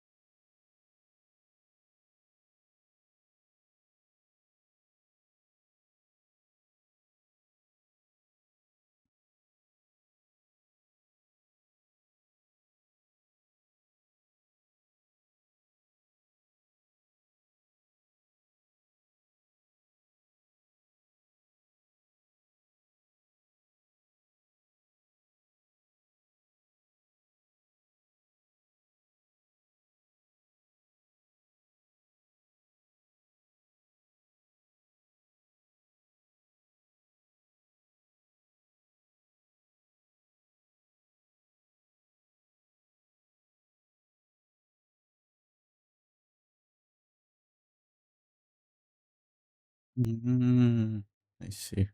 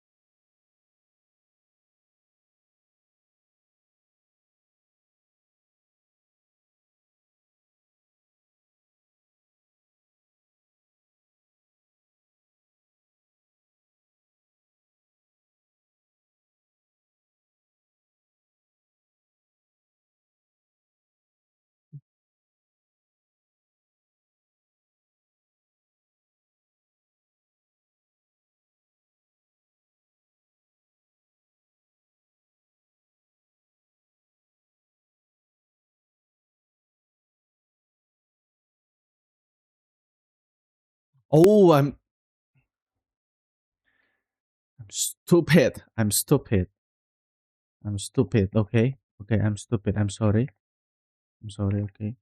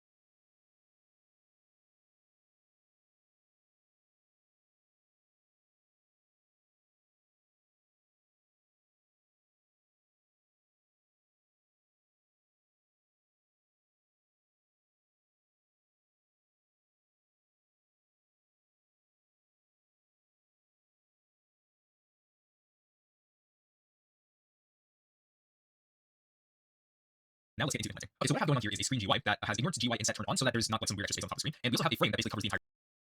And now let's get into implementing. Okay, so what I have going on here is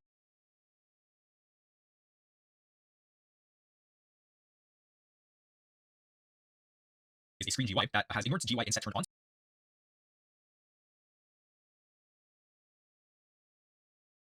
so that there's not like some weird extra space on top of the screen. And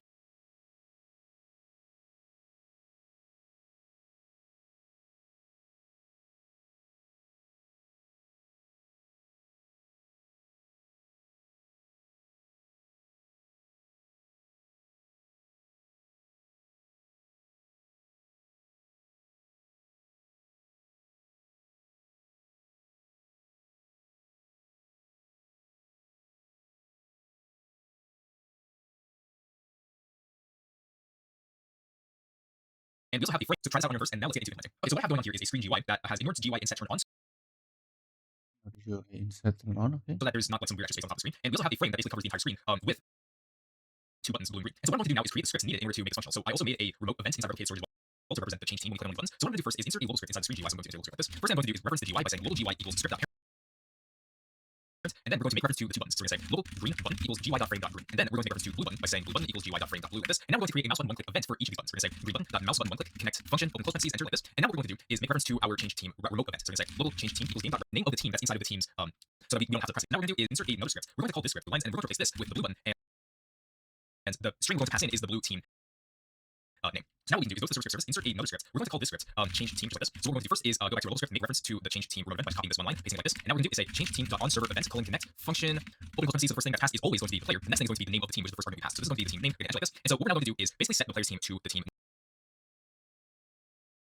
name inside of teams. So what we're going to do is say local team equals game.teams find first child open parentheses team name. So if we got the right name for team, whether that's the green team or blue team, we're going to find it inside here. Next, we're going to say if team then player.team equals team. And it should basically be as simple as this. But another thing we want to do is rather than just setting the team to the new team, we also want to refresh the player's characters so they spawn on top of the spawn location. And it's really equals team. And it should basically be as simple as this. But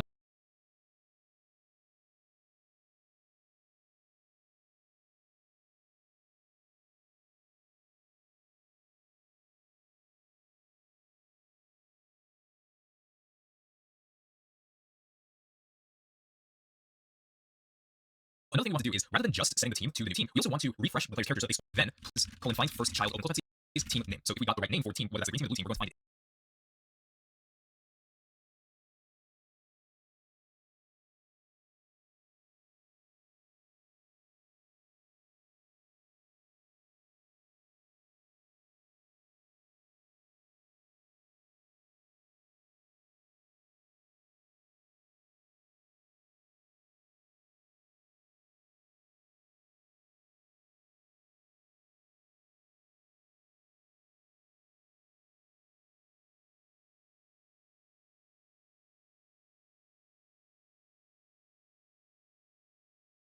Inside here. Next, we're going to say if team then player.team equals team. It should basically be as simple as this. But another thing we want to do is, rather than just setting the team to the new team, we also want to refresh the player's character so that they spawn on top of the spawn location. And there's a really easy command for this, and that is going to be player load character. So basically, we are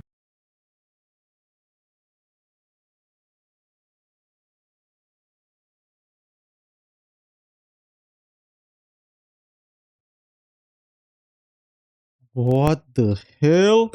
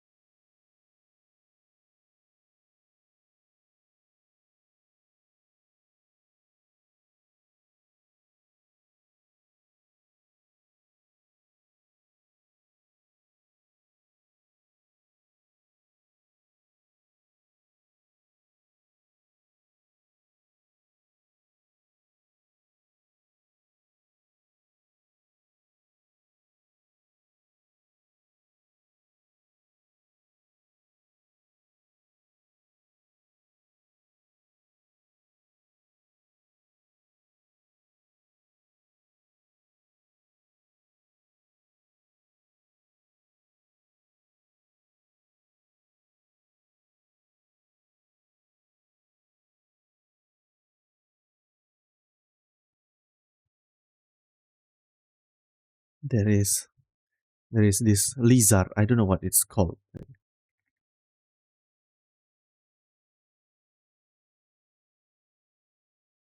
Yeah, house lizard, and it pull into my my pants. So it's fine. I think it it is doing it like intentionally. Like it's trying to pull on top of my head. Like goddamn. are getting rid of the current character and we're resetting it.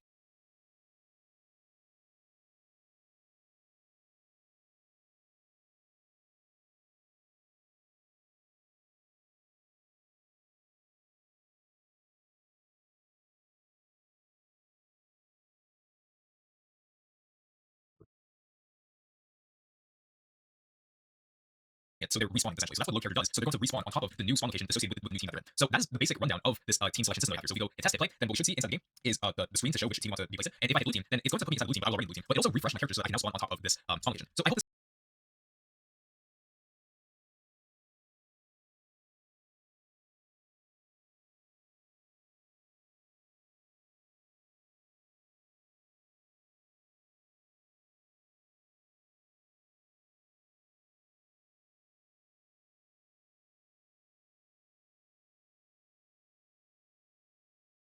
this this tutorial has given you some insight into the new character. So basically, we are getting rid of the current character and we're resetting it. So character team.teams, like this, and connect. So what we're going to do first is go back to our local script, make reference to team name. So now what we can do is go to the service, insert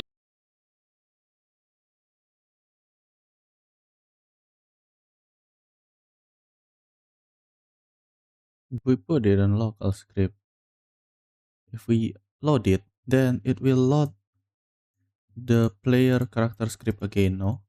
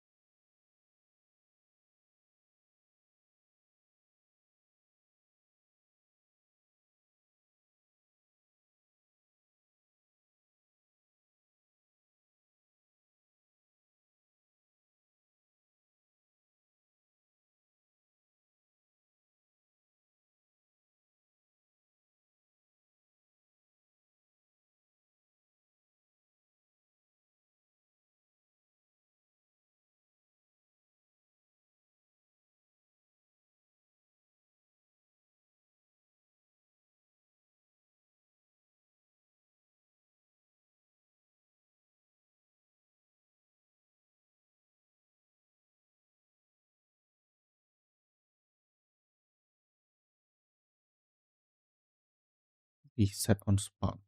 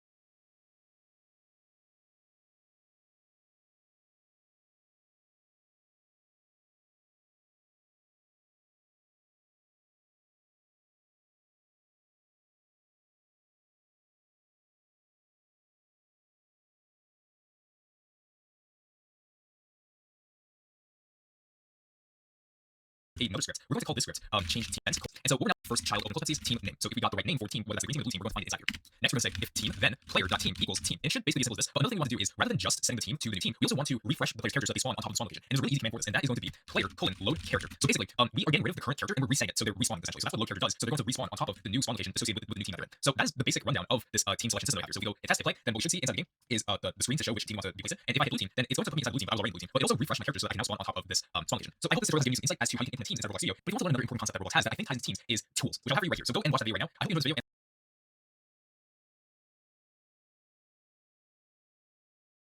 Use insight as to how you can implement teams inside Roblox Studio. But if you want to learn another important concept that Roblox has that I think ties into teams is tools, which I'll have for you right here. So go and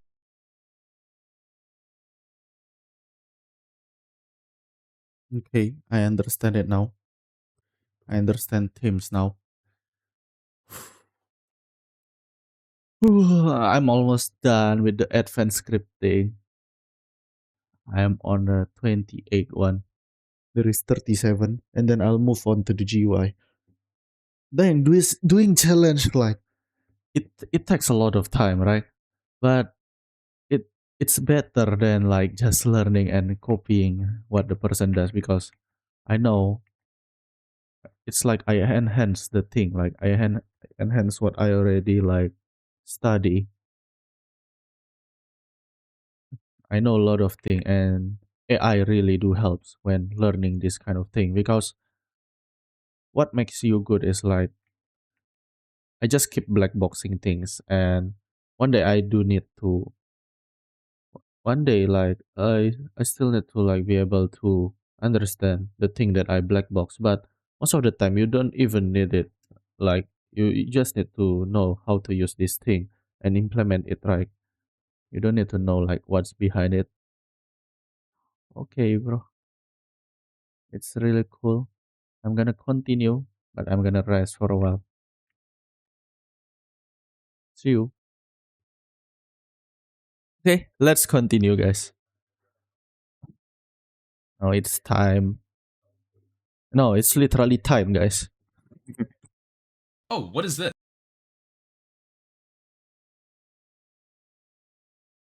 Wait for a special surprise? Oh, I mean, like, there's only a little bit of time left on this thing. I might as well wait and see what happens. Alright, well, that happened. Okay, that just happened. Alright, let's think about this for a minute. If you couldn't guess from the title of this video, we're going to be discussing about time and how we can implement that inside Roblox Studio. Now, what do I mean by time exactly? Well, when I say time, what I'm referring to is having the ability to keep track and manipulate dates and times within a Roblox game so that we can utilize them to create time-based events, actions, and also just record timestamps and dates and everything like that. And some examples that you might see inside Roblox games are things like keeping track of how long a player has been playing a game for, or maybe other things like keeping track of certain timestamps so that when a game reaches a certain time, that's when you decide to do a certain action or you decide to do a certain event because a certain time passed, and just things like that. And before starting implementing, I'm going to throw some terminology out here so that you have a better understanding of how time works within the programming world. Then we'll get into it. So that means that let me show you more what I have for you. So what you're seeing right here is unixtimestamp.org. I'll leave a link in the description. But there's a couple things here that may seem intriguing to you, and we need to be able to understand some terminology before we start implementing time inside Roblox Studio. And there's two important ones that we need to know. So the first one is what's known as the Unix epoch. Now, the Unix epoch is basically this date right here, January 1st, 1970. And what you're seeing up here is the number of seconds that has passed since this date right here, January 1st, 1970. So this is a ridiculously big number because this is how many seconds that currently have been passed since this date right here. And this is what's known as a Unix timestamp, which is the second terminology that we need to understand. So the Unix timestamp basically tells us how many seconds passed since the Unix epoch time, which is 1970. Now you might ask, why is January 1st, 1970 so significant? Why does it matter to us? Well, if you were to think back to how computers were figuring out how to implement time inside their systems, they tried taking a time and a date that worked very well conveniently with when computers were starting to become big and more practical. So they decided to choose January 1st, 1970 as the base date and time to reference how long time has passed for any current date that's after this time of year. So if I picked a date that was like 1980 or 1990 for January 1st or on June 10th or something, then it would give us a Unix timestamp of the number of seconds that passed in between those two dates. And so when we put this into perspective, over here it says enter a timestamp. So I can put in a random Unix timestamp that displays the number of seconds and it'll show me what that time is down here. So I'm just going to put in like a randomly large number like this, and it's going to display down here in seconds. That is Saturday, October 23rd, 2004 at this specific time at the GMT time. Now down here it also displays my current time zone, which is ET, which displays a different time. Obviously, because depending on the time zone you choose, it's going to display a different time because we don't use the same time zone unless we're using universal time zone. But that's basically a little bit of understanding of how time is basically used inside of Roblox Studio, but also just with computer programming in general. We use a number of seconds to basically tell us how much time has passed in between the date versus the Unix epoch time. Now that we understand it, let's implement time inside Roblox Studio. So what I'm going to do is go on the right side of the service, insert a script like this, and then delete this code over here. Now, Roblox has given us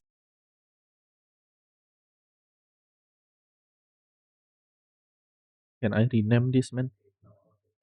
Cannot rename it?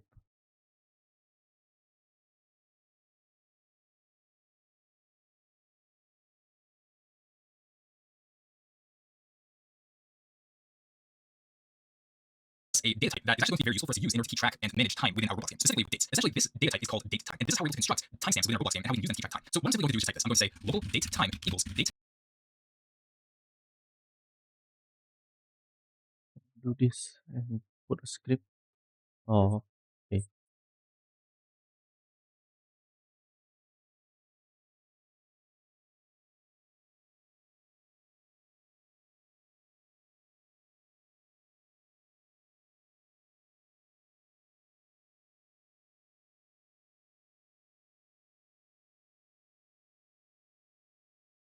Time dot now. So basically, what this is doing is it's returning a date time that specifies how many seconds have passed from the Unix epoch, January 1st, 1970, to the time that it currently is right now, which is June 7th, 2024, as of recording this video. And so if I were to go down here and print the date time object, if I were to hit run, then what you should see in the output is the number of seconds that have passed since January 1st, 1970, which is the Unix epoch. And that is one way we can construct a date time object. There's other ways we can do it, and I'm going to show you what the other ones are right now. So I'm going to drop two lines down here, and another way we can create a date time object is by specifying what the Unix timestamp is right off the bat. Like basically the number of seconds that we're going to use to create a date time object. So we're going to do is say global timestamp equals date time dot from Unix timestamp like this.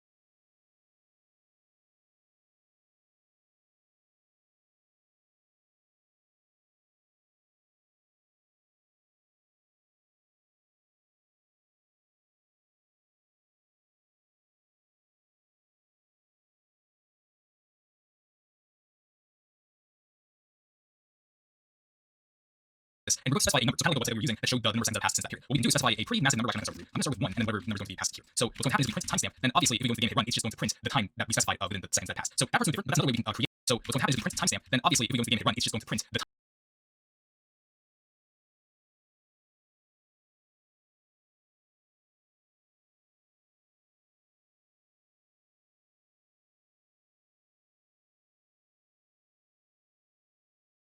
that we specified within the seconds that passed. So that part's different, but that's another way we can create a time object. Now, there's two more ways.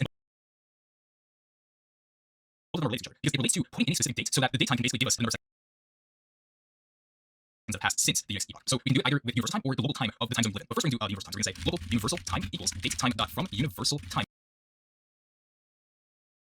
Open close parentheses. And now we're going to give it of the time zone we live in. But first we're going to do universal time. So we're going to say local universal time equals date time dot from universal time. Open close parentheses. And now we're going to give it a bunch of arguments that we put down that specify the date. So I'm going to print a random date.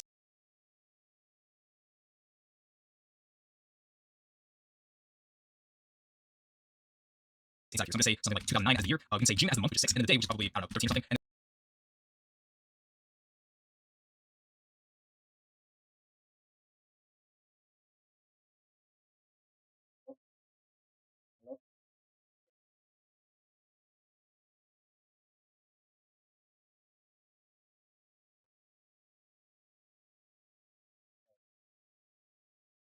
Bentar. Nah, ya. Gila tuh, udah. Mati lah.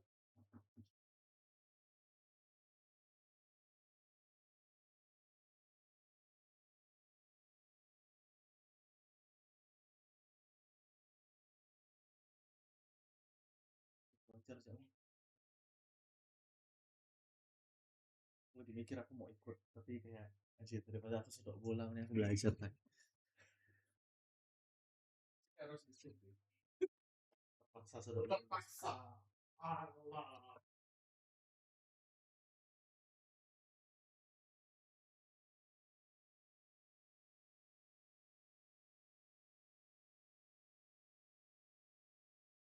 I don't know how much cut I need to do in this one video, man. Dang, it's so hot, man.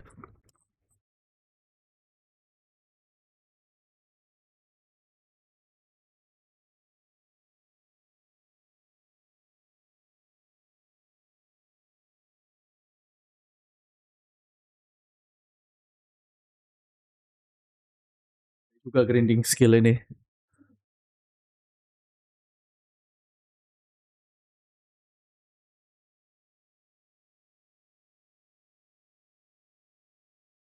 the hour we're going to make it 3 hours into the 3 a.m.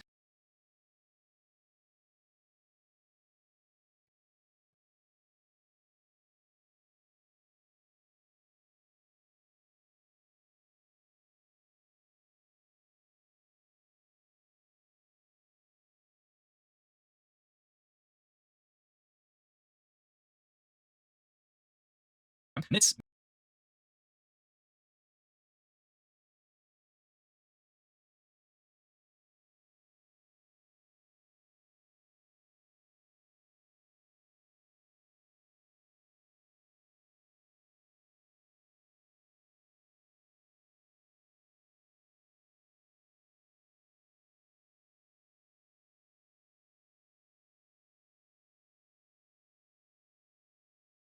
-19 and seconds, we'll do 32. So we specified a date here. Now, if we were to specify local time, then we can basically do the exact same thing by saying local time equals date time dot from local time, open close parentheses, and we can basically just copy the same argument we had here and print it here. Now, if we were to print both of these numbers out, universal time and then also print the local time, and we were to go to the game and hit run, then what we should see in the output are two very similar numbers, but they are a little bit different. There's like about 3 or 4 numbers here that are different from each other because there's a difference when it comes to choosing a time that's universal versus a time that's local.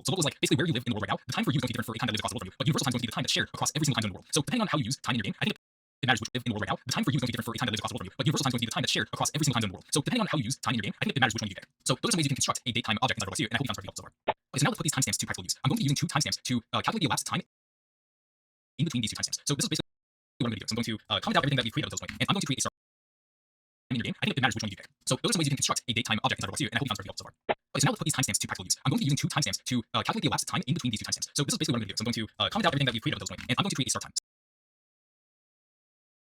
So I'm going to say global start time equals date time dot now. So we're going to get the current time right now of the number of seconds that have passed since the Unix epoch time. And what I'm going to do down here is make it pass out waiting for about 3 seconds, let's say. And now what I'm going to do is create an end time. So I'm going to say global end time equals date time dot now. So I'm going to do the exact same thing, which is going to give me the number of seconds that have passed from the current time that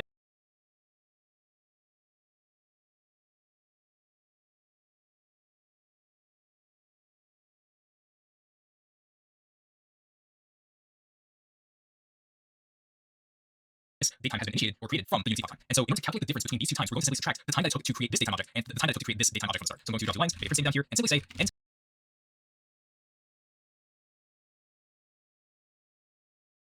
time minus start time. So basically what we're doing is we're taking the end time, and this returns a big number, which is the Unix timestamp from the Unix epoch time to what the time currently is right now, which is going to be a big number. Now this one is going to be 3 seconds behind when this one's created. So these two are going to be very similar numbers, but if we subtract these numbers with each other, it's going to return the number 3 because we're differentiating when this datetime created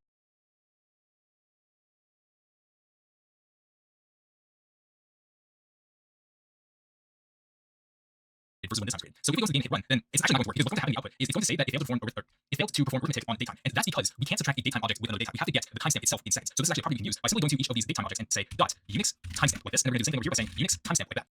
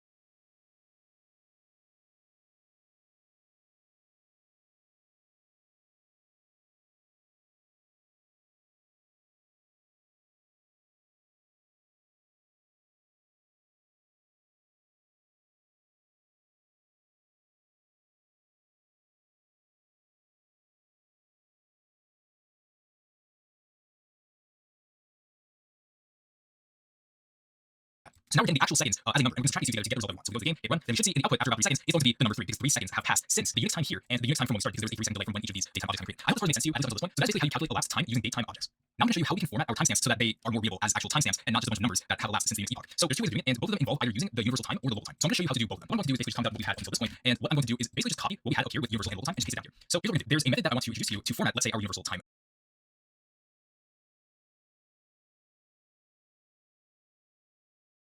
up here. And that is going to be called format universal time. So we're going to put this directly inside a print statement by saying print open close parentheses universal time colon format universal time open close parentheses.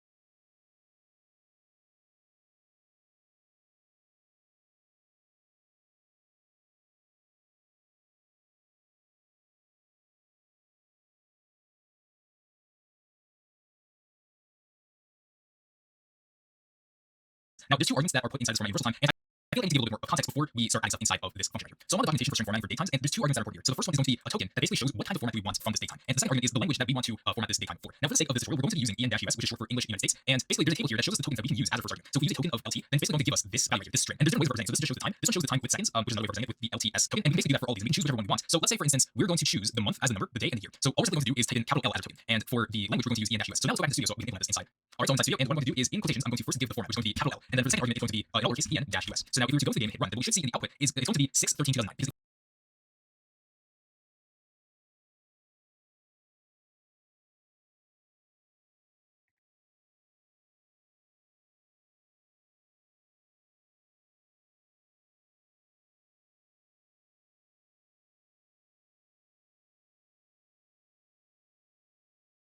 Because if we look at the data we created for universal time, the year is indeed 2009, and the month is 6, which is June, and then 13 is the day. So we were able to format it in the English United States language. And so that is how we format our strings. And we can basically do the exact same thing with our local time as well. So we just copy this, paste it down here. But instead of format universal time, we can say format local time. And this will give us a different result if we go into the game and hit run. So I'm actually going to replace universal time with local time variable.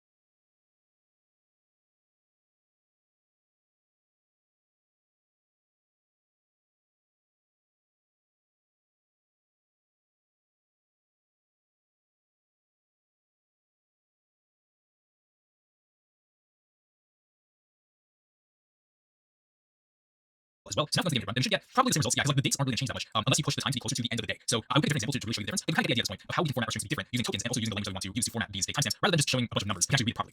So that's pretty much how you use datetime objects inside of Roblox Studio to help you keep track of time within your game. Now, there are other time functions that Roblox has for us that you might find to be useful, so I'm actually going to include them inside this video. And there's two of those functions. The first one is being simply just time. Now, if I go inside the script, I'm actually going to comment out everything we've made until this point. And what I'm going to do down here is just simply make a print statement. And inside here, I'm just going to say time open close parentheses. Now, basically what time is it returns the number of seconds of how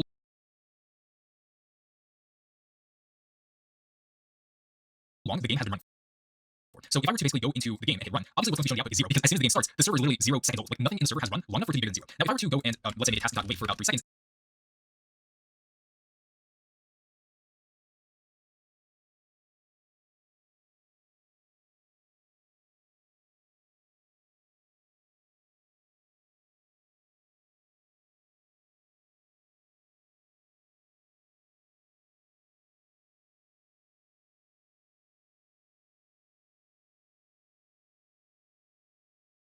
And then print time. If it's going to the game, wait for about 3 seconds, and then see what the time is. It's going to be this very specific number, which is 1.89 seconds something, and that's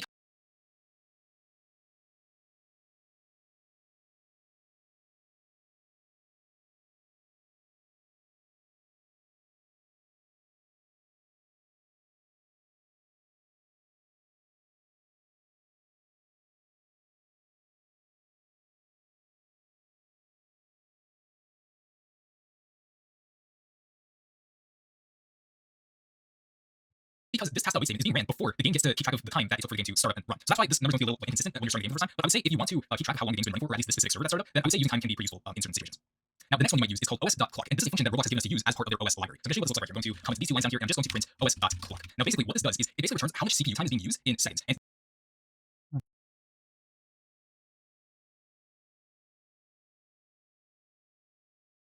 this is very useful to use if you're trying to debug and optimize scripting performance if you want to try and improve scripts to make it have less of a CPU time. So basically, what this will look like is if you were to just go into the game and hit run, then what we should see is just an arbitrary number that shows how much CPU processing time is being used inside Roblox Studio. But we can actually use it in a certain way to help us understand how much processing is required to perform a certain complex task. And so this is basically how I'm going to show you. So let's actually count this out. And what I'm going to do is drop two lines, and I'm going to have a start time. So the start time is going to be global start time equals os.clock, just like this. And I'm also going to have an end time. So I'm going to say global end time equals os.clock, open parentheses. And then finally, I'm going to have a print statement, which is going to give us the difference, like the time that has elapsed between the end time and the start time. So it's going to be end time minus start time, just like this. And that is basically all we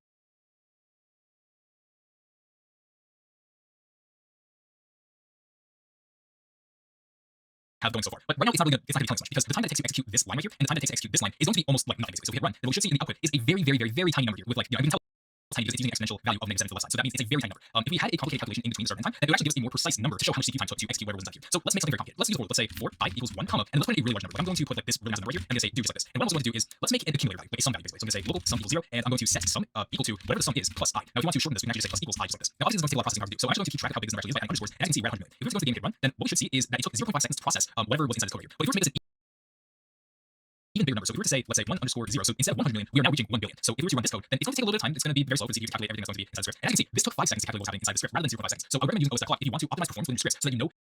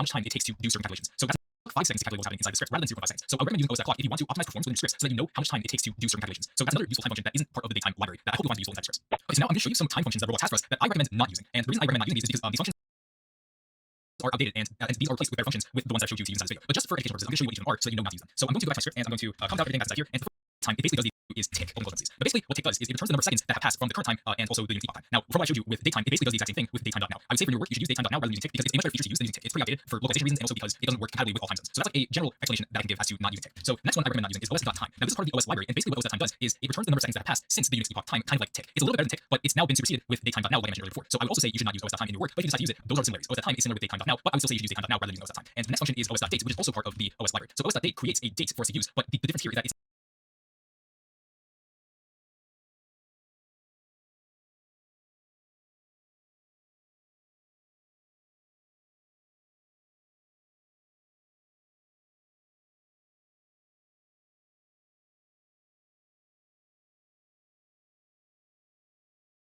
not wrapped in a datetime object, but instead it's a simple dictionary full of key and value pairs that we can use to have a date. Now, again, we should not use this because datetime provides localization, which is very important when it comes to creating datetimes and also stamps, or creating timestamps within Roblox Studio. So this is also not recommended. And finally, os.diff time. Now, to be honest, this one is kind of interesting because it can either go both ways whether you think it's actually useful or not, but in my opinion, I would say you don't really need to use this. And the reason I say this is because basically what diff time does is it takes two date timestamps and it finds the difference between those two. So basically it's the same thing as finding the last time between two timestamps. But you can simply just do this by subtracting the Unix timestamp from one date and the Unix timestamp from another date, and you get the difference of time in it. So I don't really see what the point of having this function is. I could be proven wrong, but from what I've been able to experiment, I don't think there's really any reason to use this. And also because I don't think it's compatible with datetime objects as well. So I would give a recommendation to not use datetime as well from the OS library. So with these four functions, you should not use them in your Roblox games, but instead use the functions that I provide to you from the other parts of this tutorial. So date times and also OS clock and normal time. So for today's challenge, I want you to recreate this expiration code system right here. Basically, what's going to happen is when we insert a code that either passes an expiration date or has not passed an expiration date, that's going to determine if this code is redeemable. So when you select this text box right here, we can basically put in whatever text we want. So the valid code is just simply called valid code, just like this. And when we hit our enter key, it's going to say on the bottom of the screen whether the code has been redeemed or if the code is expired or is invalid. So I'm going to select on the opposite now. Wait, what? So for today's challenge, I want you to recreate this expiration code system right here. Basically, what's going to happen is when we insert a code that either passes an expiration date or has not passed an expiration date, that's going to determine if this code is redeemable. So when you select this text box right here, we can basically put in whatever text we want. So the valid code is just simply called valid code, just like this. And when we hit our enter key, it's going to say on the bottom of the screen whether the code has been redeemed or if the code is expired or is invalid. So I'm going to select on the opposite now. All right, so I changed the expiration date. So now if we select, so now if we type in valid code again, it's going to say that the code is expired or invalid because it passed the expiration date. So that's what I want you to do with this challenge. I want you to use timestamps to be able to get an expiration date and check if the current time right now has either passed the expiration date or has not passed the expiration date. And I know a tool that will help you with this challenge. I'm going to show you this right now. Okay, so I'm on this website called uctime.net, and basically what this does is it shows me what the current UC time of the day is right now. Because I think if we're going to be creating an expiration system, I think we should be using UTC time that's more general across the entire world versus our local time. So this is my local time right here, but what we're interested in is this time right here. So I want you to use this time, like whatever it shows right here, to determine if it's an expired code or if it's a redeemable code currently right now. So you can use this if this will help you, but this is something that I'll leave for you in the description if you want to use it. So with that being said, I'm going to let you off to try this challenge on your own. Come back once you're done so that we can go through this together. All right, so what I'm going to do is go on the right side of start.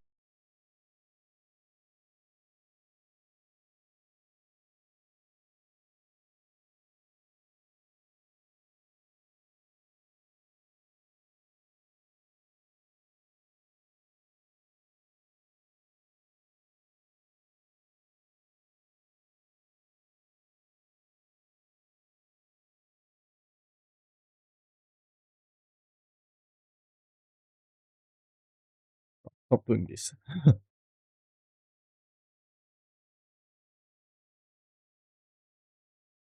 This like very easy, or I might be wrong.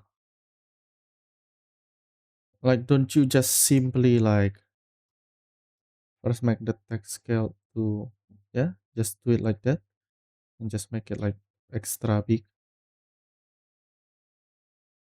GUI, and I'm going to insert a screen GUI, and then inside of here, I'm going to create a text box like this. I'm going to take the text box, I'm going to scale it up just a little bit, and then move it towards the center, kind of like right here. Oh, I don't want to type anything in there. And so now what I'm going to do is scroll down here and then create a placeholder text, which I think I remember it was like I haven't even tried the GUI yet. I haven't learned about the GUI yet. Placeholder.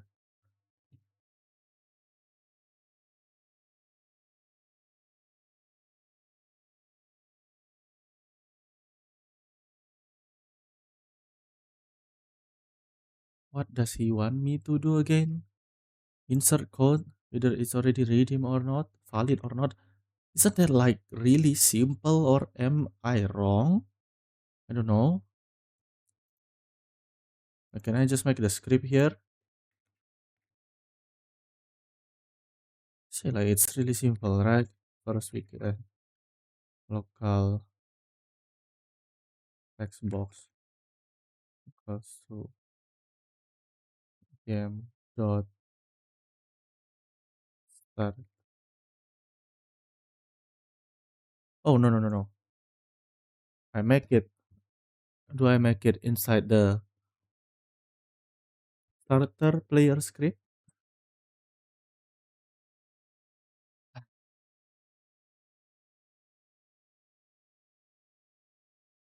I don't want to do the challenge, man. Text box. It's not text box. Text box equals to player. Now we can get a player if we send. Wait, guys. Type code here, dot, dot, dot, something like that. And I'm also going to make the text scale just like this. So now we have our text box, and now we're going to make this functional. So we're going to hit the plus sign, and we're going to insert a local script inside the text box. We're going to delete this, and Yeah, I should not do this. I know. I should not like make the script here. first thing I'm But going to do is make just for the sake of it, I'm gonna do that. reference to the text box by saying local text box equals script.parent, and then I'm going to say two pieces of information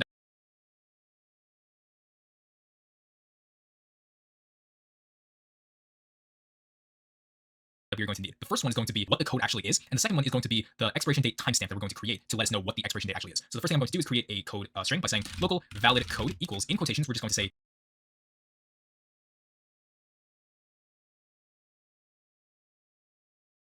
valid code as the code itself, and then we're going to create an expiration date. We're going to say local expiration date equals, and we're going to use datetime objects by saying datetime dot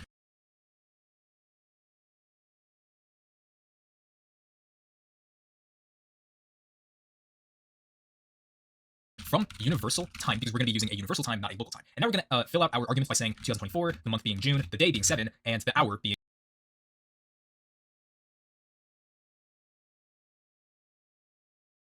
21, and then minutes and seconds, we can just make that 0. Now again, I think you should change this to something that's more relevant to what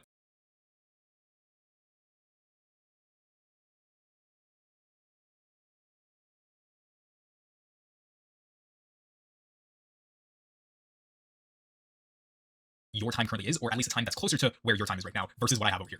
Okay, so now what we're going to do is use an event to tell whether the user has pressed enter on their keyboard after they lose focus of this text box. So there's actually an event for text box simply just called whether the user has pressed enter on their keyboard after they lose focus of this text box. So there's actually an event for text box simply just called focus loss that we're going to use. And if you want a more in-depth guide on using text boxes, then I'm going to leave a link for that for you right here to watch. Essentially what we're going to do is say textbox.focus lost colon connect function open close parentheses enter. And there's going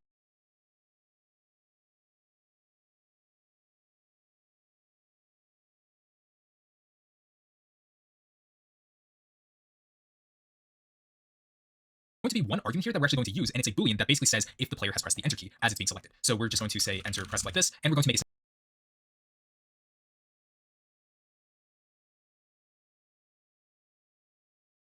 check to see if the player has pressed their enter key. Then we're going to make two checks. So the first check is going to be whether the current date has passed or has not passed the expiration date. And we're also going to check if the code that the user entered is valid and it matches the code that's up here. So what we're going to do is say if, and we need to calculate how we're going to determine if this date has been expired or not. So in parentheses, we're going to first put in the expiration date. And as you know, the expiration date is the number of seconds that have passed since the Unix epoch. And if we basically take this date and we subtract that with the current date, so we basically have a current date variable probably somewhere over here. So before this, I'm actually going to say local current date equals date.now open close parentheses, or sorry,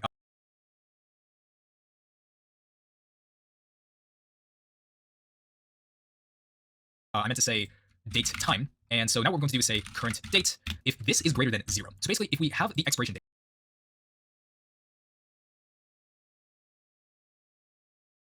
so this date that's like right over here. If the time elapsed since epoch, if we subtract that with the current date, and if the number that we get is going to be greater than 0, meaning if there is time that is, meaning that if there is a discrepancy in time between the expiration date and the current date, that means the time has already passed. I hope this calculation has made a little bit of sense to you in how we understand where this actually came from and how this is relevant to what we're trying to calculate up here. So this determines if the date is past the expiration, and now what we're going to do is also check if the code is valid. So we're going to say string.lower, and the reason we're using this lower method inside strings because we want to take whatever text is inside this text box and see if it matches this one perfectly, like exactly this string right here. So inside here, we're just going to say text box.text like this, and then we're going to make a print statement saying code has been redeemed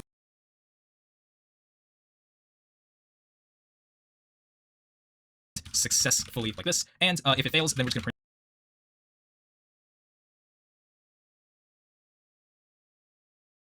saying code is expired or invalid. And there we go. We basically have our script right here that determines if the code is expired and if the code is actually valid. So now if we go into the game, hit test and hit play, and see this results in game, then what we should see is if we type in valid code like this. Oh, sorry, I forgot to do one thing. So we actually have to go back and specify that we're not trying to operate on date time objects, but we want to get the Unix timestamp as a number for the expiration date and the current date. So my apologies on that. Now if we go into the game and see this for ourselves, then what we should see is if we enter the code right here by saying valid code like this, then it's going to say the code is expired or invalid. But if we go into the game and we change this hour from 21 to 22,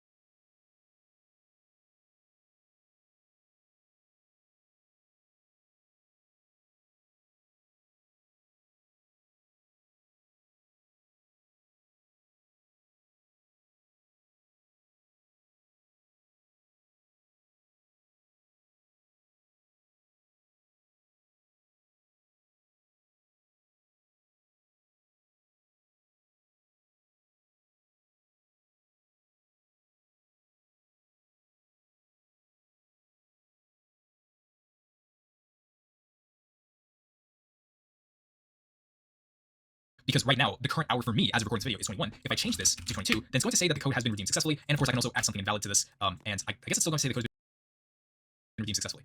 Weird. Okay, I guess like that part doesn't really matter too much. What matters more is we were able to calculate successfully whether this code has been expired or if it has not been expired using the datetime objects. So I hope this has given you insight into adding this inside Roblox Studio to keep track of time and also all these other things that you can add inside Studio with datetime and all these other time functions that I explained to you in this episode. So if you found this to be helpful, be sure to leave a like on this video. And if you'd like to see an in-depth tutorial on text boxes, then I'll have a link to that for you right here to watch. So go ahead and do that if you haven't already, and I will see you in the next episode.